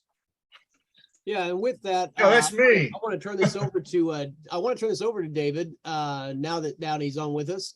I gave a quick update of, when we first started, but go ahead and, go ahead and give us a lowdown on the conference, David, and also some updates. Why don't you list the speakers for me of who's all going to be participating? Well, I don't have the list in front of me. I'll try to go off the top of my head, but it is a really good lineup, I think. And I just want to, say a couple things. I mean, first of all, Dave right here, Dave Knight's been a kind of a co-director with me, I would say, in terms of trying to put this thing together, and got a lot of good help from him. His technical expertise, his knowledge about running conferences has been invaluable. We're off to a good start. We're hoping to continue in terms of encouraging people to sign up and be at the conference. And we're going to keep pushing on different social networks and different ways and avenues to get people there and get them involved. It's a bit of an unknown when we obviously have not really had an opportunity to come to Dallas like folks have liked to for a couple of years. Now's the opportunity, and we hope we'll see a good group there. Hey, Dave, let me just read through the names real quick. It's on the jfkhistorical.com website. This is the schedule I'm reading off of. You've got Judith Baker, David Ditton, Casey Quinlan, Robert Groden, Mal Hyman, Ryan Jones, Larry Rivera, Brian Edwards, Phil Nelson, Pete Hymans. You've got the panel of Coup in Dallas with Leslie Sharp, Alan Kent, Gary Shaw, and Casey Quinlan. Gary Shaw is going to be our closer on Friday night. We've got Randy Benson, Larry again, Gary Fannin, Vince Palomara, Jack Roth, Judith, myself. We've got Mike Chesser, John Barber, Ed Tatro. We've got a lineup that is going to hit it out of the park. I mean, you're going to have, a little bit of something from everybody that is going to interest you. We're going to be talking about JFK, RFK, MLK. We're going to be doing some stuff on Malcolm X. So it's going to be something that you're going to want to be part of. I did let people know that, of course, we want people to come out in person to the conference, but later, probably in the next 7 to 10 days, we will be announcing the portion that's going to be on Zoom. I know some won't be able to show up in person, but we want to make sure that we make this global. So anybody that's in another state, another country, can make a contribution of attending the conference. I know I'm going to have Neil Safate up here in just a minute to talk to us about the conference that's going on October 1st and 2nd with Dealey Plaza UK. I know because of time difference, it'll be an opportunity to have people across the pond, across the globe to join us. So I just want to throw that out there. Go ahead, Dave, take it away. Yeah, it's good in a couple ways. We've got recognizable faces there, people maybe you've heard before, good speakers, yet I still think there'll be a mix of the new as well. And even some of our speakers that maybe you've seen before have new material, new things they're looking at. Larry, hopefully Larry Rivera is still here. I mean, Larry's done some research on the Malcolm X situation. We know what things have come to light in the last year that have another political assassination, and definitely by the CIA. And we're going to give Larry like 2 sessions to go over that to basically educate our folks. I mean, that alone should be something new that folks should be interested in. And Jack Roth, who's another name you may not be familiar with, but Jack has just spent a lot of time, a guy that's involved in some documentaries in the past. He has spent a lot of time putting a book together, I think for Skyhorse, called Killing Kennedy, where he just basically went through and really got some interviews and information from different experts on the case, and really nice guy. I'm looking forward to seeing what he's got to say. He'll be appearing in Dallas for the first time. Fortunate title, by the way, since that's the same title as Riley's. I know, that's what I told Jack, and you realize that's the same title as the O'Reilly book. I hope folks can, I'm sure they will differentiate it, but yeah, it struck me too, Larry, but I'm sure it will be a better book than O'Reilly's book. Okay. But yeah, so, we're excited about it. It's a great chance to, one of the best things about the conference and the chance to attend live is the camaraderie, though, just the chance to get together with like-minded people, chance to talk, converse. Ed Tatro, one of the best researchers in the country, will be our keynote speaker, and Ed's got new stuff. It's always fresh with Ed. It's always something that he's dug into or a different perspective, and I'm sure he'll be delivering an excellent presentation. And then we've got Ryan Jones on one of our luncheons, who's outstanding from the King Memorial site. And he has got his hands on some new documents turned over to him by the King family with the Ray trial. And I believe it's the civil trial. I'm not sure. I need to get that clarified with Ryan, but he said it's stuff folks haven't seen before, stuff that's passed along to him by the King family. He's going to be talking about that. So, if you're on the fence, and I'm just trying to pique your interest, it's going to be a great weekend.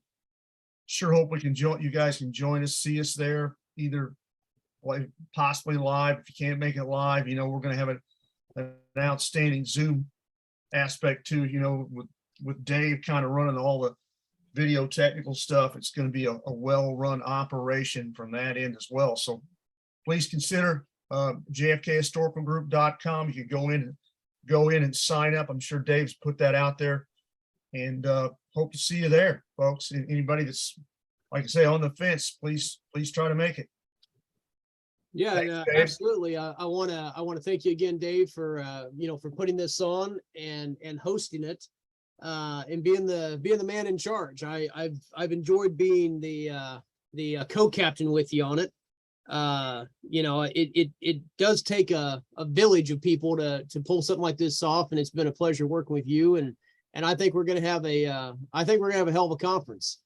It's something that we can look at. Like I say, we're going to be pushing the 60th anniversary conference next year. So I'm hoping that what we do this year will definitely set us up for next year, and we'll have even more people in Dealey and and also at our conference next year. You would think that with what we were talking about earlier, and I know you weren't in the room, but with the records release and things of having different committees and commissions out there, we would have had an answer by now. But it's not what's transpired. So that's why we've dedicated our lives to doing what we've done and what we continue to do. And hopefully we can get the younger crowd to come out. I know you're going to have a few college kids with you, and hopefully we can get some college and high school kids. If nothing else, if they can't show up in person, they can at least come to the event through Zoom. So I want to put that call to arms, so to speak, to anybody that's watching this. If you know of somebody that has an interest in history or should have an interest in history, I think all younger generations should have a interest in history, because if you can't understand what took place in the 1963 assassination of JFK, you sure as hell can't understand what's taking place today. It was not just a one-off. I mean, if you look at the 1960s, you look up, the internet and type in assassinations took place in the 1960s. There's a reason why I've referred to it as the turbulent 60s. It's not just the top four we're talking about in the November conference. There was a lot of assassinations and murders that took place back in the 60s, and it helped shape the 70s, 80s, 90s, all the way into where we're at today. So if you want to see when we lost our innocence, not only as a nation, but as a world, with the death of JFK, you want to take part in this conference, and you want to take part in, what Project JFK and also the JFK Historical Group is doing by putting on conferences in Dallas, global virtual conferences, and also what we do here on a monthly basis with the Journey. So, I think it'll be a great thing for us to do. I'm excited about being back in person again, And Well, hey, you know, Dave, with that, Dave, just make a couple points. sure. Dave Knight right here is going to be another guy that's going to present something on, I'm really looking forward to, on Jimmy Hoffa, that he's been working for I think a couple years, right, Dave, on the About 3 research. years, All that. I'm excited about what he's going to be bringing out with that. And, you know, and then our own Casey Quinlan, who's done tons of work, you know, he's continuing along his track. And the panel discussion from Koo and Dallas, we just put in kind of late to the program. With a couple researchers that are really good, you know, that you want to hear from, Leslie Sharp and Alan Kent. I don't know if either one of them have made any really public appearances till this point yet. I mean, they're the folks that are kind of, for a number of reasons, I don't know how you say it, maybe just reluctant to do that sort of thing. And but they're very good researchers. And so we're excited about that panel discussion. Gary Shaw's being part of that as well. So there's a lot of things to look forward to. We're really excited about it. Absolutely. Well, with that, one, I've got Neil Safte that would like to ask Shauna a question, and then I want to have Neil tell us about the Dealey Plaza UK conference that's coming up the weekend of October 1st and 2nd. So Neil, are you with me? Yeah, I'm with you. I finished dinner. Thank you. Oh, well, I'm glad that I'm glad you got something to eat. I'll be grabbing a bite myself when this is over with. But yeah, go ahead with your question to Shauna, and then let us know about the lowdown on the Dealey Plaza UK conference. Yeah, thanks. All Eric. ears, Neil. So Hi, Neil. Shauna, I'm sorry, I'm not familiar with you. That this is the first time I think I've seen you on the Zoom, but I might be wrong. I just did a quick Google, and there was a site that came up, a guy called Ralph Thomas. And if you look at that site, there is a suggestion here that your father was a photographer and he'd be behind the picket fence. Am I reading that correctly? Yes, he was. I used to go with him on his drops to Love Field when he had briefcases handcuffed to his wrist. And the closest he came to getting caught was the aerial film canisters. I should backtrack. Next March, I plan on going with Gary Powers Jr. to a spy tour of Germany.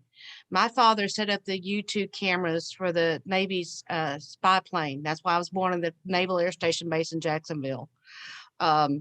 He was in an airplane crash in the Antarctic. That's also well documented 2 days after getting down there before they built McMurdo Sound. But Dad's expertise was Master Chief, United States Navy, photo intelligence. He was Admiral Byrd's photographer in the Antarctic.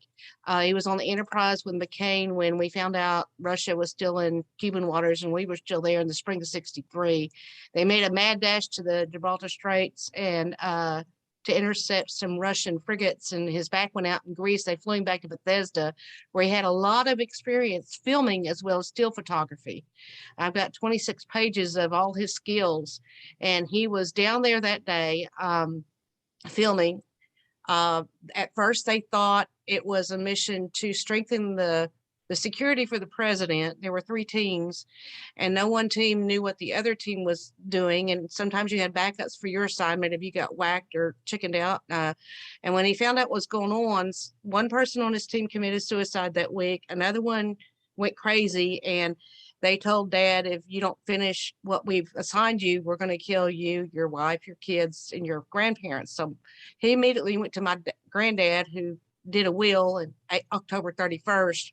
We landed in Dallas November 4th from Florida. We had a house set up 7 miles from downtown, and he was filming, and he told me where he went, but I've not got any pictures of him down there. I have one picture somebody sent me last year from Brazil of taken from behind the grassy knoll that someone took of the shooter. We're still analyzing that picture of this man holding a rifle. Dad was terrified. He didn't talk about this for years. And I asked him why he got to live and so many others died. And he said I had a usable skill. He processed a lot of aerial film over Vietnam. He processed a moon landing film. Some of the men he trained in the Navy, like Chaffee, went on to be astronauts, and he knew how to keep his mouth shut. And when he found out that I knew, I had been listening and taking notes and recording, he was terrified. But before his death, he wrote a letter to me to finish what he started in his book, all his documents, and said, tell my story, please finish what I've started. I got pictures of his car down there. I can't find it. It's a 1957.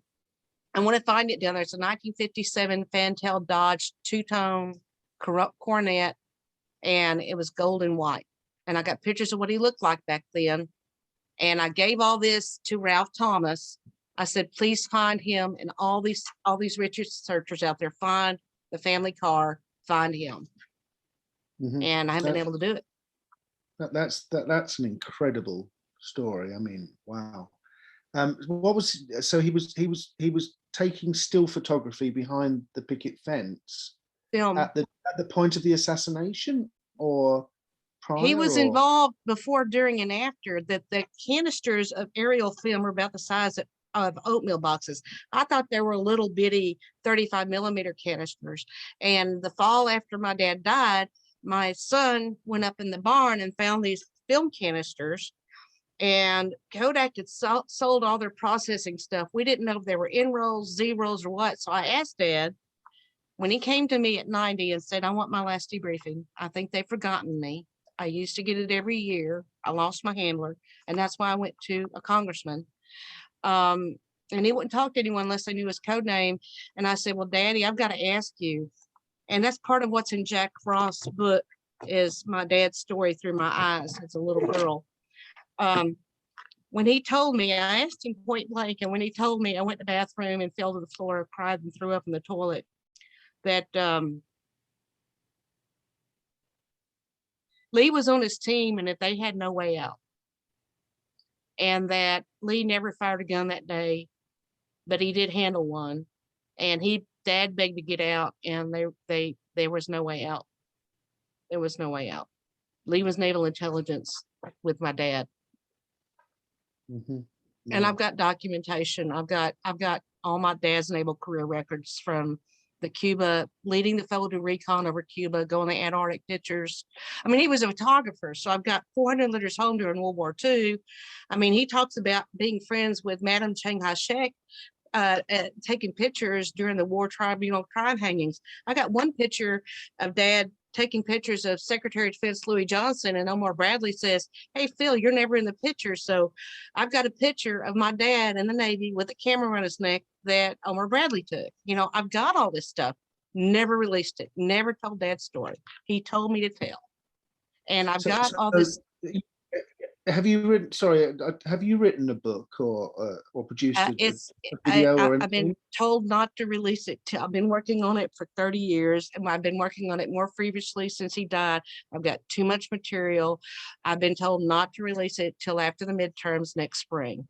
That Jack Ross book, for me, is a gateway and opening to the world of how I found out. I was mad at Jack at first, because the book was my chapters along this. It was supposed to have Dad's name on the top, and I get the proof from Jack Roth, and it has my name on it. I'm upset. I said, no, I don't want my name on this. It's Dad's story. He started writing this, asked me to finish. He said, I couldn't tell your dad's story without doing it through the eyes of a little girl, like peeling away the layers of an onion.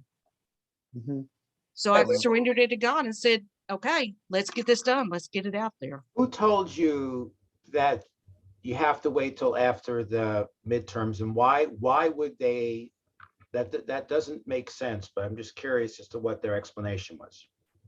Well, I was sitting on the front porch, and I know this is going to be put on YouTube, and so I'll have to tell my family, but it was May 30th when I was sitting on the front porch talking to this person who was Secret Service to Eisenhower, Kennedy, and Johnson. He came to my house for a debriefing for 3 days, 3 years ago, but 5 shots rang out. I live with 1,200 acres around me that's woods, and the sheriff's office came. I had a witness from the person I was talking on, and ever since then, I've had drones flying over my house in the middle of the night. So for that gentleman's safety, he's elderly. I'm not going to reveal his name online. Okay, but why does he connect this to the midterms, which are happening in what, 6 weeks? I don't know. I have no idea. No, I do not know. That doesn't make any sense. I do not know. And sometimes I just don't ask questions. Dad said, always keep asking questions. I don't have all the answers. We were on the phone, and there's some things you can't talk about on the phone. Well, that's true, but you should always ask questions. Don't be afraid. So no, I have a publishing attorney, and I talk with the team through Telegram, but I've had this happen before. It's not my first time. I can talk to you offline about the times I've been visited. But this is, I mean, we have the Supreme Court justice who said the best disinfectant is sunshine, right? And Right. This is why we have the fourth estate, which is to shine light on these kinds of secrets. So Correct. I hope that whatever you have a backup. It's not at my house. It's in 12 different places. Okay, all right. Shauna, this is Casey. I just wanted to let you know, I think you're sitting on a gold mine, even after you've discussed the material about your father. But at the same time, if you want to go back into history, and especially the photography that he took during and right directly after World War II, that's pretty phenomenal material. So I'd be MacArthur says only 4 witnesses, and we're going to close this off. No photography. Dad was there taking pictures of them hanging them. I've got that picture. Do I release this and cause problems with relations of America with Japan today? I mean, do I just risk it, or do I release them or leave it alone? What do I do? Dad told me he feared more about people knowing about the Guam gallows than the JFK event. And mind you, Dad was in Tulagi Bay with Kennedy and broke his hand in a fight with him. So he sits there in his living room and tells me, when I'm a teenager, not knowing what this meant 50 years later, and he's leaning back, they make a bullet that can go in the human body, like the head, and it's so small, and they can coat it with something, and it makes such a huge hole coming out the back end. And he was doing this. It took me 50 years after he died. This is the first time I ever saw those pictures. I didn't know what that meant. The question you have to ask yourself is what obligation do you feel you have to history? And that's something that if you think that you have an obligation, then you publish. If you think there is a reason that maybe there's some overriding, superseding concerns about certain individuals who might be harmed if this information came out, I mean, those are the kind of questions you have to ask yourself. I love our country. I don't want to hurt our defense system, but I want the truth told, because this generation does not know and understand how important it is to be engaged and to vote.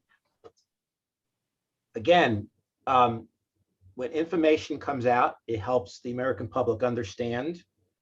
For example, whenever I ask people who support the lone gunman theory, I said to you, like I was having an email conversation with a woman on a Saturday night, and I said to her, so you think that the murder has been solved? Why are you spending your Saturday night having a dialogue with me? I don't think the murder's been solved, but you think it has been.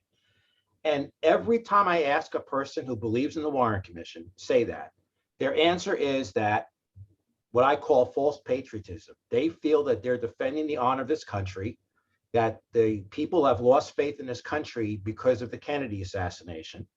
And they feel that they're doing their patriotic duty. So they're misguided, right? They think they're defending the country by hiding a sin that this country may have done. So whether, I think the American people are not children. There are, when LBJ learned that Nixon was working behind the scenes with the South Vietnamese government, and urging them not to reach a settlement before the election, LBJ and his counselors decided that the American people could not handle this information, that it would cause them to lose faith in our institutions. And that information, which was should have been very important to the American voter, was never released.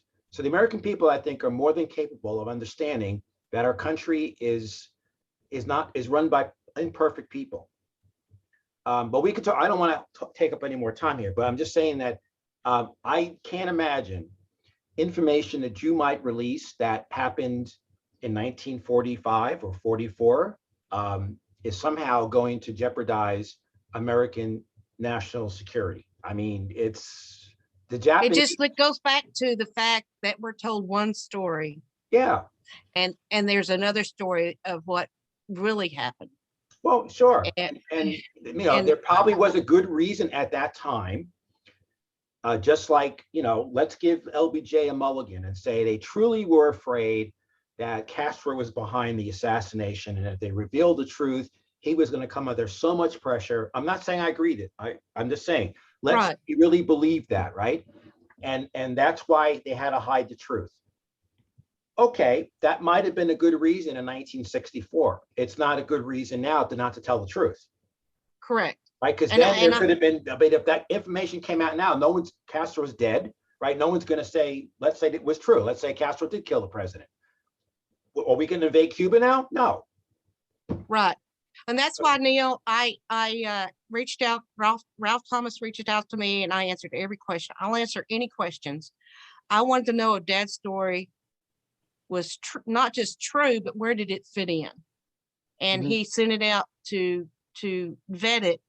And he said some people in Europe have seen the other Zapruder film. I don't know if he gave it to someone that day in Dealey Plaza, or if he gave it to his cousin Jesse Ray when he went straight to Garland Road. But I know he was terrified, and I know it destroyed his life for the next 50 years. So did your father, sorry, Sharon, did your father explicitly run through his role and the events of November 22nd in Dealey Plaza with you? The week of, he was carrying a lot of documents through left field, and I had not finished that story. He said that we didn't have TSA back then, it was just airport security, and they wanted to look in the film canisters. And he said, you can't, you'll expose the film. And I said, was there film in the film canisters? He says, yes. I said, I looked at him, I could tell he wasn't telling me everything. And I said, what else was in the film canisters, Daddy? And he goes, paper. I go, okay, you're making me fish. What was on the paper? And he said, the plans. Wow. I said, for Dallas? And he said, yes. And he was flying them to Boston. So I'd ask him more questions on, like, well, when you landed, you know, it was, you know, 18, 20 years ago, I asked him this. I said, how did you know who your contacts were? You know, I didn't understand how all this worked. You know, how did you know which cab to get in? How do you know? Sometimes he went in the warehouse, got to see it was in the briefcase. Sometimes he didn't. Sometimes he did. I remember playing in the briefcase with these little styrofoam Braniff airplanes when I'd sit with him at, you know, and he taught me how to watch people. Understand, because he was an agency and so deep, I didn't understand other kids weren't raised like me. I was sitting at North Park Mall, and he'd teach me how to read people, their color, what color was their eyes, their hair, what were they wearing, their shoes, what do they do for a living, what car was that passed us 3 minutes ago, what kind of make and model was it? When I was 5 years old, I didn't know other kids were raised like that till I was older. Shana, just for perspective, is your dad Phil Willis? No, and people think it is. His name is Freddie with an I-E, Philman, Philmon, Spainhour, Spain, like the country Spain, Houer, Spainhour. And his name was so long on some of his Navy stuff, they just put Spain because it was so long. But as a child, he was known as Phil. And when he got in the Navy, they went to Freddie. And so he wrote over 400 letters home to his mother during World War II. And that's what got me started into asking, tell me a story, Daddy, at his knees, and tell me the backstory to this and that. I mean, I got a telegram announcing the end of World War II to the VISO dated August 15th, 1945, from the Secretary of Navy, James Forrestal, that Japan had just surrendered. And I've scanned it in, so now I'm going to sell it so I can go on this trip with Gary Powers Jr. to Germany in March. It needs to be bought by someone and put in a museum somewhere, the Smithsonian or the Nimitz Museum or something. It should not be in my custody. It should belong to the public, the American public. But no, it's not Phil Willis. I just married a Willis, but it's Spainhour. is the name. Thanks. And So, for on the reference, ra- Sorry, my brother doesn't know everything. He knew he was agency, but he's got some issues and we're estranged and he doesn't know all these details and he's upset. He's starting to find out some of it now. But my mother's still alive and I've recorded her and she can verify all this information. Shana, on the I think it's the Ralph Thomas website. I'm not actually sure, but there's a schematic that shows your father leaving his position behind the picket fence, going behind pergola 3, down the Elm Street extension towards the front entrance of the TSBD. Was that immediately after the assassination? And was there anything he told you with respect to the steps of the TSBD, who was on it, whether Oswald came out, whether there I'd was love to find a picture of her down there, but I do have something. I have his navy black trench coat. He took down there that day. And so there's a gentleman that came over from London who was about my dad's height, 5'8", 5'9". And we did a recreation of the black trench coat man over there and superimposed it on the old one. And it looks very similar. I can't say it is, but I still have that black trench coat.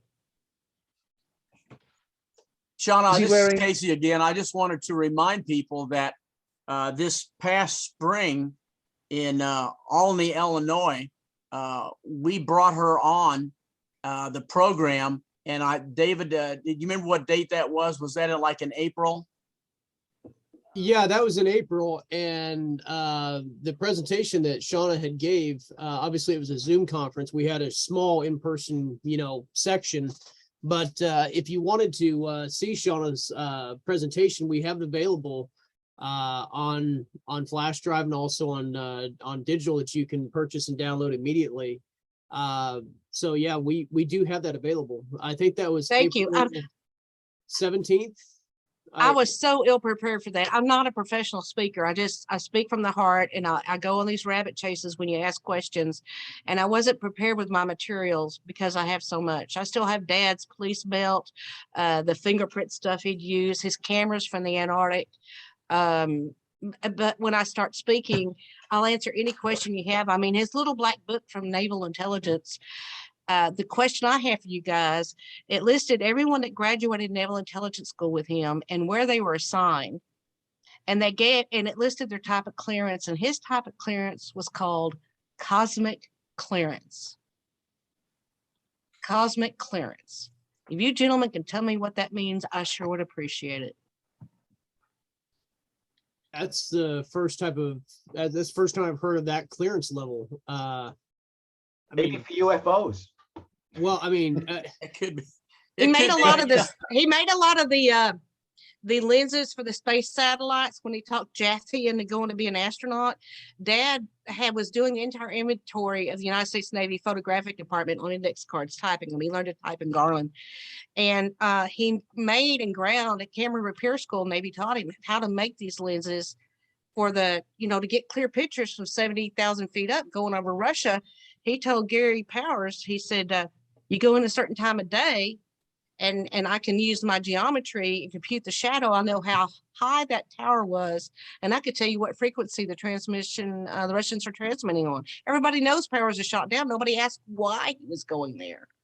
And Dad wanted the photography to compute how high the radio station was. Shauna, will you be in Dallas for the Project JFK CSI? Yes, JFK as a matter of conference? fact, I haven't worked it out with David and Judith's board yet, but she's aging out. She's got some health issues.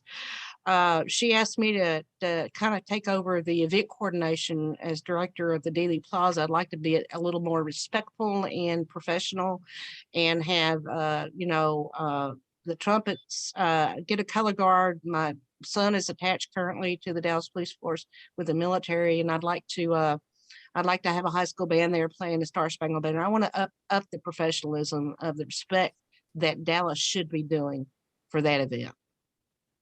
Are you from Dallas?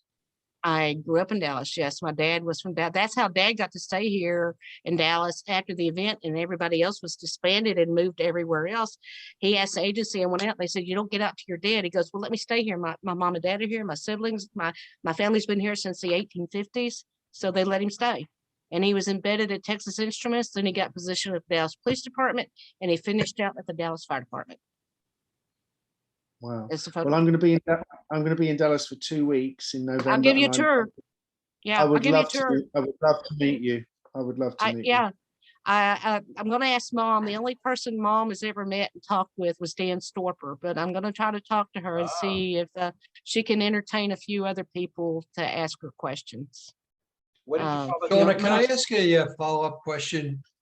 Larry asked you, Larry Schneff asked you earlier about whether you have backups on the materials, and your response was something to the effect of it's scattered around in 12 places.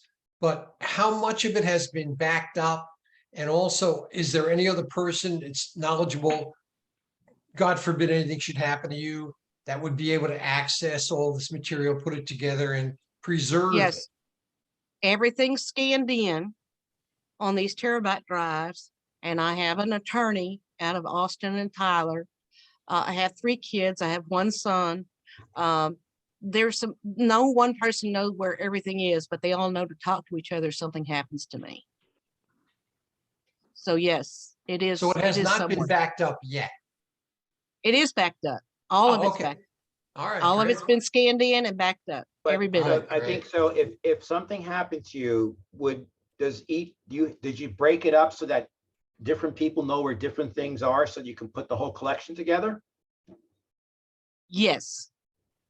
Good. Those terabyte drives are expensive. It was 4 terabyte drives in Faraday bags. Great. Did your father have anything to say about DPT, by the Dallas Police and their role?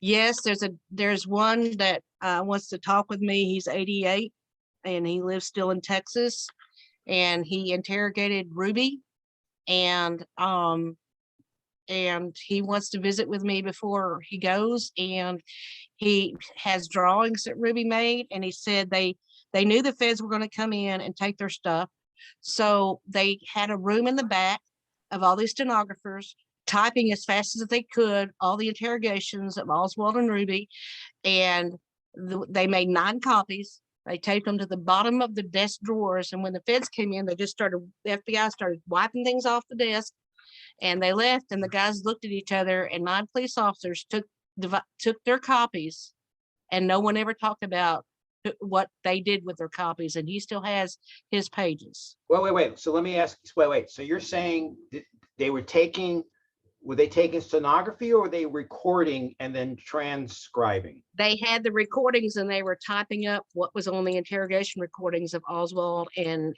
Ruby. Because the sheriff, not the sheriff, who was it that said that they didn't have a tape recorder? Fritz. Yeah, well, they typed them up, and he had a copy. He's got about 9 pages of it, and I at his house, and I'm supposed to go visit with him. I mean, you could have a person taking stenography like you do, like in a deposition, without having recording. I'm just wondering. Well, the typist, the one who takes the notes and the recording and typing it. Bottom line is, the Fed didn't know they had this pool of women in the back doing this and taping it to the bottom of their drawers. Okay. Did he say the police were involved? I haven't seen it yet. I'm supposed to get it or look at it when I go see this retired Dallas police officer. Did he say that the police had foreknowledge or were involved in the assassination? I don't know, but there's another person I need to talk to. Are you familiar with the name Bill Menzel? Yeah, William Menzel. Okay. Yeah, he was a DPD Understanding, officer. I'm just in learning this later in life. When I was 25, I managed apartments in North Dallas after college at Texas Tech, degree in finance. A lady I worked with was Artis Menzel. She's in declining health, and I need to get with her, but her husband was Bill. Didn't know the whole story. He was a pallbearer at Tippett's funeral. She said Bill was supposed to be where Tippett was that day. Yeah, so Menzel's district was the district that Tippett was shot in. Right. I am And good. good. Mental took a lunch break and was at a restaurant allegedly when all this happened, and this is somewhat suspicious. Um, Artist is a good friend of mine, and I didn't know her husband's story till about 6 years ago. And we've talked about it. So that's a conversation for another day, because with respect to David, I feel like I don't want this turning into a Chana Willis interview. This is something about, your time is respectful. And I know y'all have lots of questions that might be good for another independent Zoom. David, how long do you want to do this? Well, I'll answer I tell questions you- till y'all tell me to stop.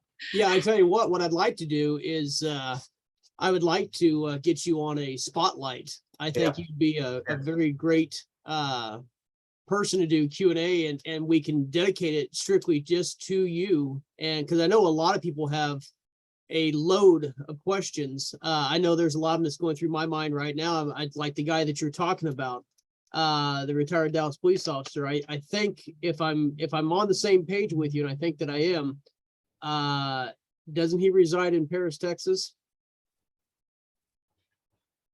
No, but Okay, I think I know who you're talking about. Okay, I would say I did a lot of interviews. That's not one area that you like to go. Let's just say that you like to go down there strapped. It's not usually a place that, researchers are very welcome, but you get a chance to, Right.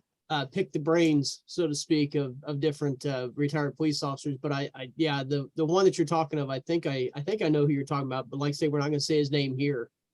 Right. But yeah, I think it would be great to have you on a spotlight, because Okay. obviously, there's a lot of unanswered questions that not only that you have, but we have of the information that you have. And I just got the And I don't know where all these stories Dad told me fit into your research. I'm not a researcher. I'm not logistics, ballistic statistics. I live with this. right. Yeah. Who tells the Dallas Police Department to have their health doctor not there the day Dave applies for his position, and a woman doctor's there and passes Dad on his physical after he's been in an airplane crash in the Antarctic and had back surgery? She passes him and says, well, we all have to stick together, Chief. And he goes, you been Navy? And she goes, yeah, that's why I'm here. She was planted there to pass him to get on the police force. David, this might be something I know in the future that we could put Shauna on here. But I know we will have one other availability program before we head to Dallas in November. And I don't know if it would be enough time, Shauna, for you to put anything together for the October meeting. But Yeah, I would like it to be before my surgery, October 27th. We can I can get a scheduled spotlight going before October 27th. I think it's important that we get an evening with Shauna Willis. I think Okay. You said October 27th, right? Right. And I don't know how these spotlights work, but you'll help me prepare what materials I can, because when I did it, they were all backwards. Yeah, And if absolutely. I will work with you. I know usually I do spotlights during the week, usually not on a weekend. We usually do it on an Bless evening, you. and I block Sorry. usually, 3 hours, usually 2 Okay. hours of presentation, an hour of Q&A. But we can do it whatever format that you want to do, whatever you feel comfortable with. But usually I try to do things, like on a Tuesday or Wednesday is usually when spotlights go great. And we haven't had a spotlight series just because I've been, with scheduling everything with Right. conferences this year. But I think, hell yeah, I think we ought to have one before November, and definitely before the 27th, which falls on a Thursday, maybe the week before. Okay. Sometime between the week of the 17th and the 21st. That'll give us some time. That gives us about a month, actually a little more than a month, to prepare something where we can put it together and do an evening with you. And I think everybody that's Thank you. in attendance, also Hey, the ones that are David. watching this tomorrow, they're going to have questions, and this Hey, would be I think this would be a great catalyst of And the questions help me remember more. And because there's so much material It needs to be framed right too. We need to work on that as Yeah. well. Hey, David, I Uh, think you better leave about 5 hours for question and answer because Yeah, I'm thinking this may be something where we This will start be at, my like, first one, my first public one, other than that one you can find on YouTube where I allowed Kenneth Zedeker to film me from the side. It was horrible. I was so scared. I was so terrified. I'm not anymore. And I want, even before the book gets out, if there's any way to spread sunshine now in case something does happen to me, it needs to be done. We're losing days. Yeah. And I would Shana, love, Shana, yes, Shana, it's Neil again. Sorry. What you know about William Menzel could be incredibly important. I don't know if you can write it down, put some I notes down. can't, but artists told me Bill was supposed to be where Tippett was, and he lived with regrets the rest of his life. I mean, there's a researcher called Joseph McBride who believes that Menzel was in the car with Tippett looking for Oswald at one point, and possibly the car that pulled up outside of Beckley. Menzel, it's Menzel's district that Tippett was shot in, and it's very odd that he was allowed to go for lunch, and he was involved in some other activities afterwards. Lunch. And seriously, I'm not going to say Rosetta Stone, but this could be quite important in terms of what you know about that character. There's a few guys in the DPD in Oak Cliff doing stuff like Nelson, Tippett, Bill Anglin, Harry Olsen, that is really, really extremely odd. And if we can, And I didn't realize this. Artist calls me every few months. I'll be happy. That's his wife, his widow. We're friends. Wow. Well, I think there's probably a whole bunch of people on this call today that would like to interview her. That's for sure. I'll see what I can do. Maybe I can drive to Fort Worth and set up my computer there, and y'all could pick her brain.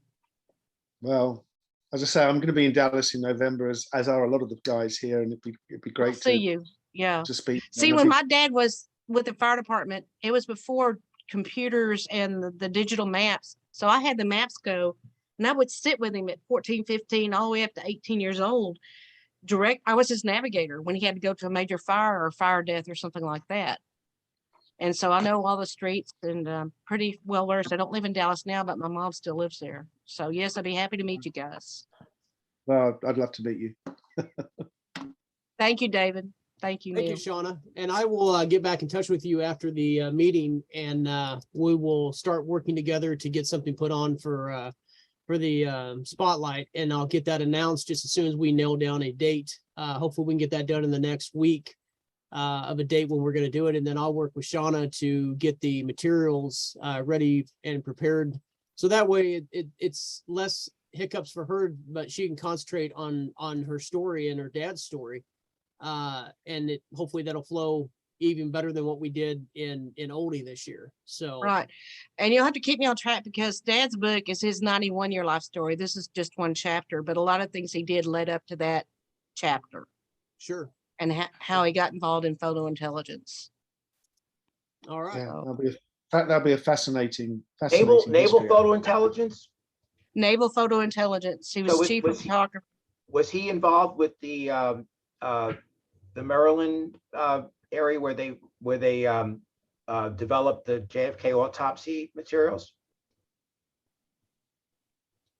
I do not know, but I'll show you documents. I'm going to Dropbox a David of him talking about his work at Bethesda. Okay. That Dad typed himself of what he did at Bethesda. Well, this is definitely incredible stuff. I mean, this is what can be groundbreaking in a case. Yeah. So I want to throw my hat off to Shauna for, taking on what she's doing and getting her dad's story out there, because it's going to be an important aspect with materials that she's setting on and what her dad set on for years. So not without risk. Oh, absolutely. And so if that risk unfortunately comes to light, I'm trusting you guys carrying on. We definitely will. There are a lot of people that don't want to say things and they take them to their grave. You're being very brave and sharing what you're sharing, and we obviously have a obligation to you if anything happens. Thank you. Appreciate it. Now that my Shauna, kids are raised, yeah, I'm a little bit more comfortable doing it now that my kids are raised and out of the house. Shauna, I want to point out basically, without trying to step on my feet or anybody else's feet, that I think you coming into this organization right now, we really appreciate what you have gone through and maybe what you're going to go through later on. And I think Larry was trying to hit that on the head, but at the same time, most of us right now, and David, how many people are online right now? About 30? Well, we had 30 sign up. We still have 21 with us. Okay, because these people here, they are diehards. There's no doubt about it. And we've been on this case for a long time, and we'll continue on this. My second wife asked me, she goes, when we hit the 50th anniversary, she says, are we done? And I said, are we done? I said, they just opened the archives. What are you talking about? And then she said, I'm done with you. Well, I'm still on number 2. Now, come on. Right. Oh, that was your first wife. I forgot. No. She gave you 25 years. There you go. Yeah. Boy, I learned real quickly not to dig into it because the one time I started to, I got in a lot of trouble from Dad when I wrote to John Kennedy Jr. A letter about our dads in the Navy together at Tulagi Bay, and it was a story of how Dad broke his hand in a fight with his dad. And I heard back, and I waited a month or two and told my dad I had shared that story with him. He got livid, man. He was mad that I even had communicated with him, and a few months later, John was gone. And I shut up after that. Wait. A few minutes after then, John was gone? Yeah, it's like the time Dad died in 2014 and August, and in October I spoke, and 2 weeks later, my stepson was run over and killed. He was 26. It absolutely had nothing to do with this event. Never mind that the man who got 5 years probation for running over my stepson as a pedestrian was his family's friends with the Bushes, and his grandfather helped Bush Prescott Sr. bail UT out of a financial thing, and he had a lot of money. But that has no coincidence at all with my stepson being run over 6 weeks after my dad died and I spoke the first time. No synchronicity there at all. Was this in Texas? Yeah. Well, 2 weeks after I spoke the first time. I don't even want to go there yet when I'm talking about Texas right now, but Yeah. Nope. So the dad story is what it is. If it fits somewhere and helps you guys out and helps our country remain to its core foundations, then I want that to be, that's what I want. I want our country to be back. well, we are very appreciative about what you're doing right now. And let's coordinate with David and let's see if we can do a spotlight program the next time that we do this, which will be in October and prior to your surgery. And we hope everything comes out good for you. Well, thank you. I appreciate it. Thank you all very much. Thank you, Shauna. Thanks. Neil, are you still with me? Yeah, I am. Don't know where to go after some of those revelations, David. Well, I know it, and like I say, we are going to have Shauna on for a spotlight in October, so it'll be before her surgery. But I want to kind of switch gears here just a second, and I want you to tell me about the October 1st, October 2nd. Sure. Can I grab the screen? Can I grab Sure, my screen? Go ahead. See if I can check. If I can't, if it doesn't work out, David, just go onto the Dealey Plaza UK website. But let me just try and grab the screen. Okay. Here we go. He says, right. Can you see that, guys? Yeah, we can see it. Okay. Yeah. Okay, that's good. So this is not the final schedule. This is the latest draft. It's not to the scale, obviously, of what you're doing in Dallas. It never can be, given the limited amount of researchers and participants in this thing in the UK. But it's the first time that we're actually getting back together post-COVID. We last convened physically as a conference, if you like, in spring 19. So it's great that we can get back together physically. both in a sort of formal teaching environment and socially as well. So effectively, I mean, obviously the market that I'm talking, the audience that I'm talking to here, there may be one or two people obviously from the UK, but obviously if you replay this and put it online, this Zoom call, somebody from the UK might obviously stumble across it or look for it, and we're still happy to take participants for that weekend in terms of audience participants, and there's plenty of space with respect to the lecture theatre that we have. It's a significant lecture theatre that we've used for nearly 20 years, I think. So that's the schedule. I'm sharing my screen with you. That's the last carnation of the schedule, and you can see we've got a pretty good lineup here. Bart has released the last version of his various papers on the ladies in the TSBD and the prayer man and the lunchroom encounter hoax, as he calls it, and the interviews at City Hall. So he'll be going through that. I don't know if you're familiar with Dave O'Brien. He's a journalist from Canada. He started getting into the case in the 60s as a teenager. And in fact, he wrote to Dr. Perry in 68. That was quite remarkable that he got a reply from him. And he was fortunate to get into the TSBD in the late 70s. So I'll be interviewing him. He's written a couple of books, one co-authored with Johnny Cairns, who's a young researcher here from Scotland, who's a member of DP UK. So he's an interesting character.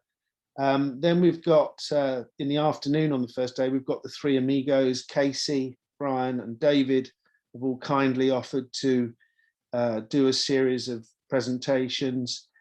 Brian, as we know, is shit hot, if I can use that expression, on the whole triangulation and ambush perspective of Dealey Plaza. David's done some new research on the throat, including new technology. And obviously, Casey's got that really good overview presentation that he's going to give us. There is actually a slight call to arms here because Nancy Wyford, I don't know if people know Nancy, she did a great book on George de Morenschelt, and she's really doing a deep dive into Fraser. However, sadly, she wrote to me yesterday, mother had a dreadful accident. She's got a 91-year-old mother, and she had to have surgery, and she's had 78 staples put into her leg.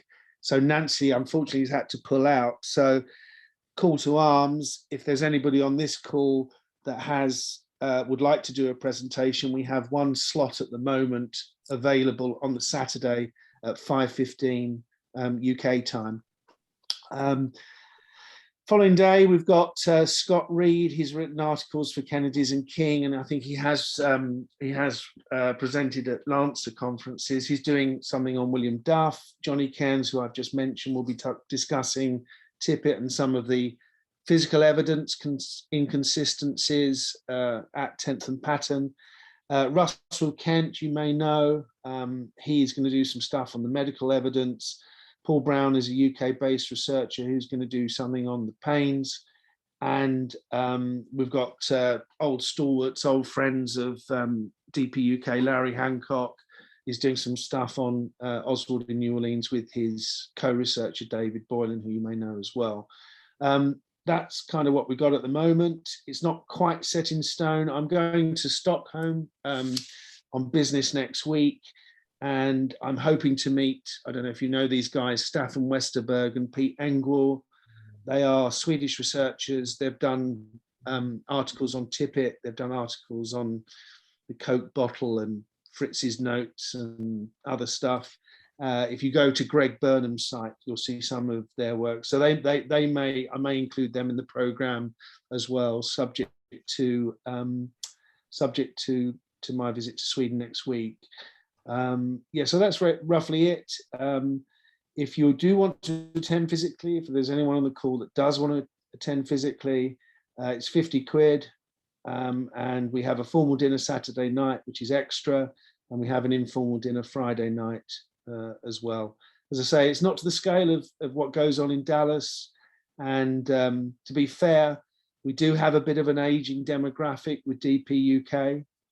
There are some young researchers coming into the fold, but this organization has been going, it's been going for probably 25 years now. And a lot of the guys are getting on in age. So I don't know if there's any questions with respect to what we're doing in a couple of weeks' time. Well, Neil, let me ask you, are you guys going to be simulcasting this on Zoom or any of the No, streaming so sites? we really wanted to focus, David, on the physically attending the conference and not streaming it live. Obviously, there's a bunch of presenters who are remotely, zooming into us, but we really wanted to, it's been quite some years now since we got together, in significant size. So we really wanted to focus on that. Having said that, like your guys' society, we record everything and we have our own YouTube channel. And it will be available. All the presentations will be available post the conference, online. It's just that we didn't want to, in this particular case, we didn't want to muddy the waters by having streaming running along physical. Okay, but the videos for people that aren't able to attend in person, they will be able to see these after the event ends then, correct? Absolutely. Okay, perfect. And I will take and put, I'll put a link on this from our site to yours. You're already on the, you already have a link on there, but as far as your schedule goes and the information of, attendance and costs and so on, I'll make sure it's on our site here within the next, I'll try to get done here in the next 24 hours. I apologize for not already having it on there first, but yeah, we're, I know the three of us are excited to take part in it, and it's the first time that I've spoke at Dealey Plaza UK. But I remember Dealey Plaza UK way back from Malcolm Blunt and also Ian Griggs. So I've been following you guys for quite so many years. So yeah, I mean we've got a great history and a great pedigree. If you go back over several decades, guys that have spoken at Lancer and people that have done very unique research. It's just, it obviously cannot be to the same scale as what's going on in the States and North America for obvious reasons. But yeah, it's a great group. all right, well, like I say, with the JFK assassination, not only affected the United States, but it also affected the world, and that's why we have Dealey Plaza UK, because it's not just something that is stuck to Texas and the US. It's across the pond. It's affected everybody for generations. And I commend you guys for continuing the research and the seminars that you guys put on. Always great work. Yeah, well, thank you, David. Appreciate that, and really, we are so grateful that you three are doing this for us as well. I mean, I just think this collaboration between the two groups is good. That not on the schedule there is that we are going to having another interview. Bart is going to interview Malcolm Blunt as well on the Sunday. So we're just in the final throes really of finalizing the actual program, but I think it's going to be pretty decent. Okay, well, perfect. And make sure you send me some information on I know obviously I see our times, but that's UK time. So make sure, I know we had talked about before, but just send me an email with our exact times for United States times. We're all in the central daylight savings time zone. And that way we're not late and holding anything up. And yeah, we're excited to participate. Well, actually, David, I'm forming a DP UK Gmail group tomorrow for presenters, whether they're physical or Zoom. So a lot of the stuff that you've just asked there, I will cover in that introductory email that I send you all, and that will be a group that can discuss the program and any of the technology issues as well, because obviously we have to get that right. So Okay. Casey, you and Brian will all receive that. And as I say, once again, if there's anybody on this Zoom call tonight, you can see the schedule there. If you would like to consider taking that 5:15, that's UK time, obviously, slot on the Saturday. If you've got something you think will complement, the whole program, please get in touch with me. I'll in a moment, I'll put my email address in the chat box. All right. Thank you so much, Neil. Okay, that's Thanks, Neil, and I personally cannot wait to put this program on. I think that it's going to be a perfect thing for us and tie us all together a little bit more than probably what we have been. So thank you again. Yeah, well, thank you, Casey. Cheers. All right. Well, let's see here. We're coming in at 3:30 our time. Anybody else would like to share anything? Anything we've haven't covered today, or anything you'd like to comment on? Yes, hi. Can you hear me okay? Yeah, go ahead, Patrick. I just wanted to ask if you had Joseph McBride on. No, I have not seen Joseph since what's it been, our Lancer days together. Yeah, Into the Nightmare. Yeah. I have He not. he might be interested. I've seen him have different reactions to different situations, but he might be interested if you want to reach out to him. Yeah, I tell you what, why don't you, you've got my direct email address, right? projectjfk@yahoo.com. No, but let me put it here in the chat. But yeah, if you can give me, I know I don't have his contact information, but yeah, let me put this here in the chat log, and anybody that wants to reach out, you're more than welcome to.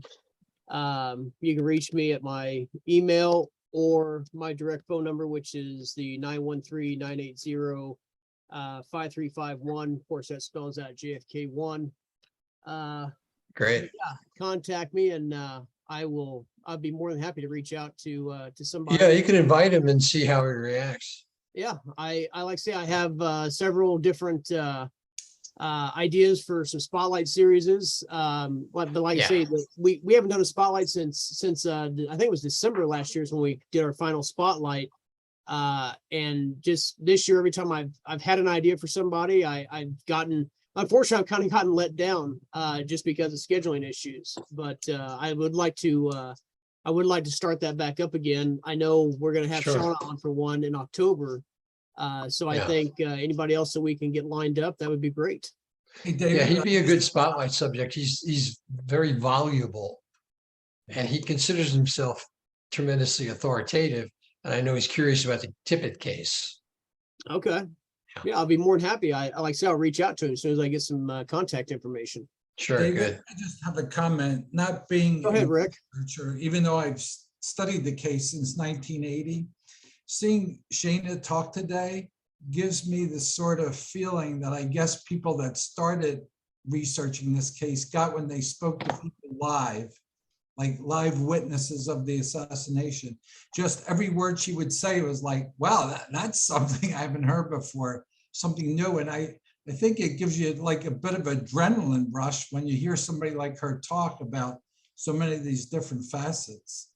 Well, yeah, and I'll admit, I mean, when we first started the Spotlight series and Spotlight, the journey meetings, putting the conferences and stuff that we do online, it has created a boost into kind of a lull that people are going through, researchers and also the authoritative people on the case are getting a kind of a revamp on a new way of getting information out there and being able to get together and talk with people. So I'm like I say, we're happy to do it. It was something that I talked to Brian and Casey. I said, I've got an idea. I said it'd be like the Today Show and the Tonight Show all mixed together, except it's uncensored, so we can say whatever the shit we want, Right. So for all the folks listening here today, I'm going to give David Knight my cell number. Y'all reach out to him. Anyone on that participated today, David, give my number to them if they want to call and pick my brain. Okay, absolutely. Yeah. Send that to me and I will, actually, I think it may be here in your email. Let me scroll down here. Yeah. I've got your cell number here. So yeah, if anybody wants to, reach out to, Shauna and ask her questions, she just gave you guys the go ahead. So I think it'd be a perfect opportunity to speak with her and hear what she has to say and, you know, email me or call me and I'll pass the information on to you. Hey, Rick, this is Casey. I just wanted to point out to you, I've been doing this for well over 55 years. And I know I've been accused of beating a dead horse. And I realize that I am beating a dead horse, but you know what? When Shauna came on here today, but I had talked to her before, I think we have a new jockey on this dead horse. And I think the dead horse is going to get up and do a little bit of trotting here. So, Great. Shauna, I appreciate it. But I would also have to, at least Shauna, if you can, and I'm not trying to, you know, put Larry on the spot, but I think if I think he being a lawyer, he would definitely be a person to at least talk to on the rule of law and maybe what you probably should be doing and what you shouldn't be doing. But at the same time, we honor what you are doing right now, and please continue with that. Yeah, and I What want to lawyer make do you it. have? Well, thank you, Larry and Casey. I just want to make it clear to the American public who may be watching this later on, is I would do nothing to hurt our country. And I love our country dearly, with next to God, with all my heart. But at some point, some truth needs to be told and sunshine, so we are not manipulated into a false narrative of what we need to be doing. John, what kind of lawyer are you working with? A publishing attorney where I could put some of my material. Okay, all right. I don't have it. I don't have any. See, there's an agency off the books we have 16 intel agencies. There's one off the books, the National Archives. And the second I ask for Dad's 201 file, things are going to disappear. So, you know, I'm stuck at that point is where I'm at. I'm stuck. Well, let's talk offline. I mean, we could do a protective filing, but there's other people we know that, you know, might be able to help you as well that specialize in Freedom of Information Act stuff. So, but we'll talk offline. Yes, sir. Thank you.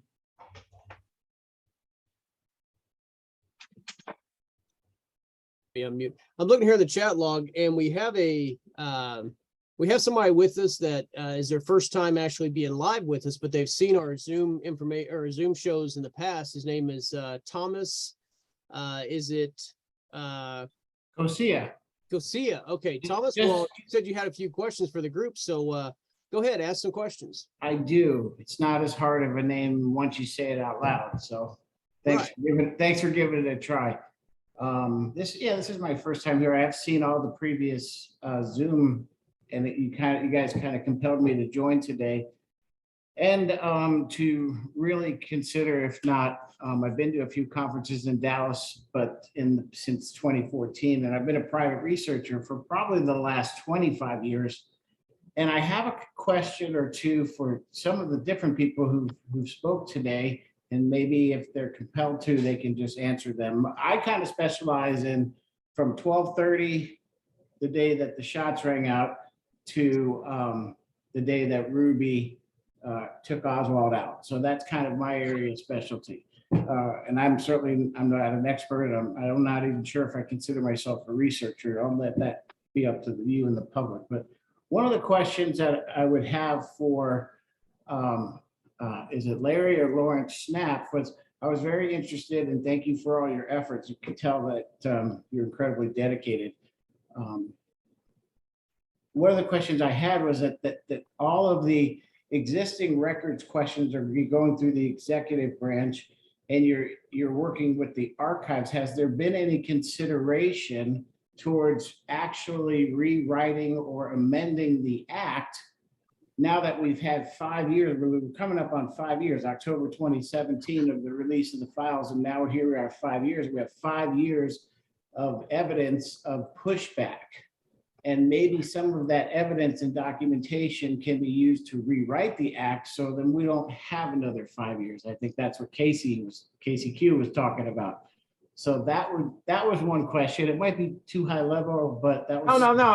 Actually, that is part of the letter that we sent to Carolyn Maloney, who was chair of the House Oversight Committee, and my conversations with the committee council. One of the questions that has come up is that the ARB had made in their recommendation number 7 to their final report from 1998, they had suggested that Congress consider whether either ARB or another agency or commission be established that would have the powers of the ARB.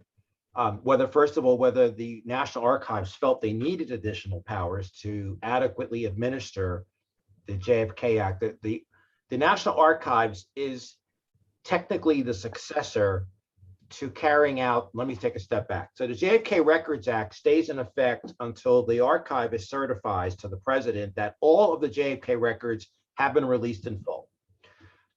So even though the ARB is gone, the law is still in effect, and the National Archives is currently administering the law, but it doesn't have the same powers that Congress gave the ARB. And so I have asked the House to, and they've told me they forwarded that question over to the House, the Senate, when they have their confirmation hearing with the archivist to ask her if she thinks she needs that power, and if she does, then she would ask Congress to consider. Given it's a timely issue given what's going on with Trump in Florida, the whole issue about national security. But you know, we put that question on the table. Whether they're going to act on it, I don't know. Thank you, because you know you mentioned the fact about the new archivist and that she may need or may request that additional power, and that could be incredibly helpful, or at least a more fair explanation to the folks who are asking for the documents, and at least understanding some of the explanations that come out. So thank you. I appreciate you following that up. If I may ask one or two more, we have time. If we could extend the Chana Gail Willis topic just one more quick brief minute. I really do appreciate, Chana, everything that you shared, and I'm sure that some of this is going to be the more people that disclose, the more of the picture is revealed. So I personally, I'm sure I'm speaking for everybody, thank you for that. You mentioned early, and it really caught my attention, that your dad had a photo and that he was in a position where there was somebody with a rifle behind the fence. I guess my question would be, how was I know you said that you were a Texas resident and that you guys lived in Dallas for a while, but how did your dad get in that position to, you know, because we don't really know who was where behind that particular fence, but the fact that if a photo existed, obviously that's a Rosetta Stone kind of moment. I was wondering if you could tell me how he got there, and just if you could retell the story about where the photo. I know that you've disseminated the information in 12 different places, but where how is that photo being developed again? A gentleman from Brazil contacted me last fall and said he had been given this picture. And so I held an international Zoom with Robert Groden and some other researchers in Europe and the UK and Poland, Switzerland, and the United States. And at that time I was substituting in Winsboro School District, and I had a student involved as well. I picked one student out of the district who seemed to be interested in following the research. And we held a Zoom. And the gentleman is a professor at a college in Brazil. He spoke Portuguese and Spanish, so I hired my retired preacher to be an interpreter, which made it more difficult because he didn't speak English, to look at this picture. And it's kind of blurry, but it is there at the picket fence. And when I asked people if if there are any pictures of a possible shooter from behind the picket fence, they always say in front. No, I said, no, it was from where my dad was standing. And there's a man there, and it's a very blurry picture of this man with a rifle. And I have not authenticated it, but it's the only physical evidence I've seen of someone behind the fence, because I don't know where my dad's film went to. When Ralph Thomas researched everything, he was president, and he's out of Austin, of this worldwide investigators group. I won't call it a union, but a society or whatever, to vet what my dad's story was. And I gave him a lot of materials, and I said, could this be true? And he said some people from Europe had seen the other Zapruder film that they believe my dad took. And with my dad's history, you know, when you're that far up in intelligence, you don't write everything down, but he had some things written down he shouldn't have written down. He was Navy Master Chief of the United States Navy in photo intelligence, and made the camera systems in the U-2 planes, ran VAP 62. If you want to Google that, it's VAP 62, the heavy reconnaissance over Cuba, a lot of the missile programs and testing and things like that. And I don't know until I get his 201 file if the Navy knew he was CIA, but I have his voice recording that he was also for a time with the FBI. I have a lot of audio that I talked with my publishing attorney that needs to be transcribed, that I recorded him talking about these things. And Mother's in the background. I'm kind of talking loud because he was hard of hearing. And I started to put them in a repository, a Dropbox. So I'm going to start sharing with David and Casey. And the materials, Casey, frankly, there's so much. I don't know if you can hear me. And there's so much material. If y'all would just go look at it and listen to it, tell me what's there, because that's how he got there. In the spring of '63, after he was on the Enterprise with John McCain and the Russian MiGs flew over the deck of the Enterprise in the Cuban waters, we were off Florida. They raced to the Mediterranean. He got flown back to Bethesda for his back went out from the airplane crash in the Antarctic. They said, Master Chief, they call him Chief, we got to retire you out and get you to Dallas as soon as possible. They knew things were really heating up with Kennedy and Khrushchev. So we left Florida and got to Dallas November 4th and stayed with my grandparents 2 weeks. And they had a house arranged for us over off Riverside Drive, 7 miles from downtown, furnished, because all our furniture was still in Navy storage. And it was 7 miles from downtown. And a guy knocks on the door that night and said, this is where you go work next week. And he was carrying plans for the big event. And so he wasn't just a photographer. He was involved before, during, and after. He told me about the code names of using vegetables and fruits and things like that. And that's how he got involved. He had been involved in Navy intelligence prior to this thing. You have to understand, this man, I now look at him as a man, not just my dad, was in Tulagi Bay with Kennedy during World War II, when they were laying submarine nets to keep out the Japs out of the Tiburon, Tulagi Bay area, and had a little problem with the PT boat. But that's how my dad got involved in this. It started long before that, with his commitment and his oath to his country, and preserving those idealisms that were so emblazoned in a Navy sailor back then. At that time, he was enlisted, but he was at the top of his career at that point. So in the end of his career. Do you think he was there as a resident, there to see the No, he was there for the agency. He was there for the CIA and ONI filming, because Lee was on his team. Lee was ONI. Lee was on his team, is what he told me. Okay. Before he died. And he was there to film. There was no way out. Somebody on his team had already committed suicide that week, and another one went crazy, and he thought it was going to happen to him, and there was no way out. And he suffered. My brother and I suffered the next 30 or 40 years from that. I won't go into details about that. But near the end of his life, we got some closure. Thank you. There's a lot of descendants and children of brave people that are doing courageous things. So Thank you very much. Well, meeting E. Howard Hunt's son, St. John, and seeing him read that letter to Carolyn Kennedy, and knowing how my dad responded when I contacted John Kennedy Jr. and talking to Gary Powers Jr., I suddenly didn't feel alone. I'd met other agency kids.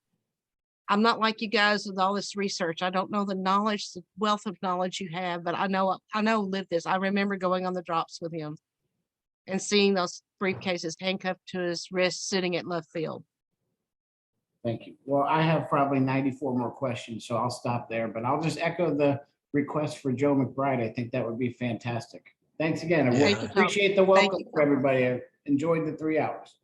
Thomas, Thank you.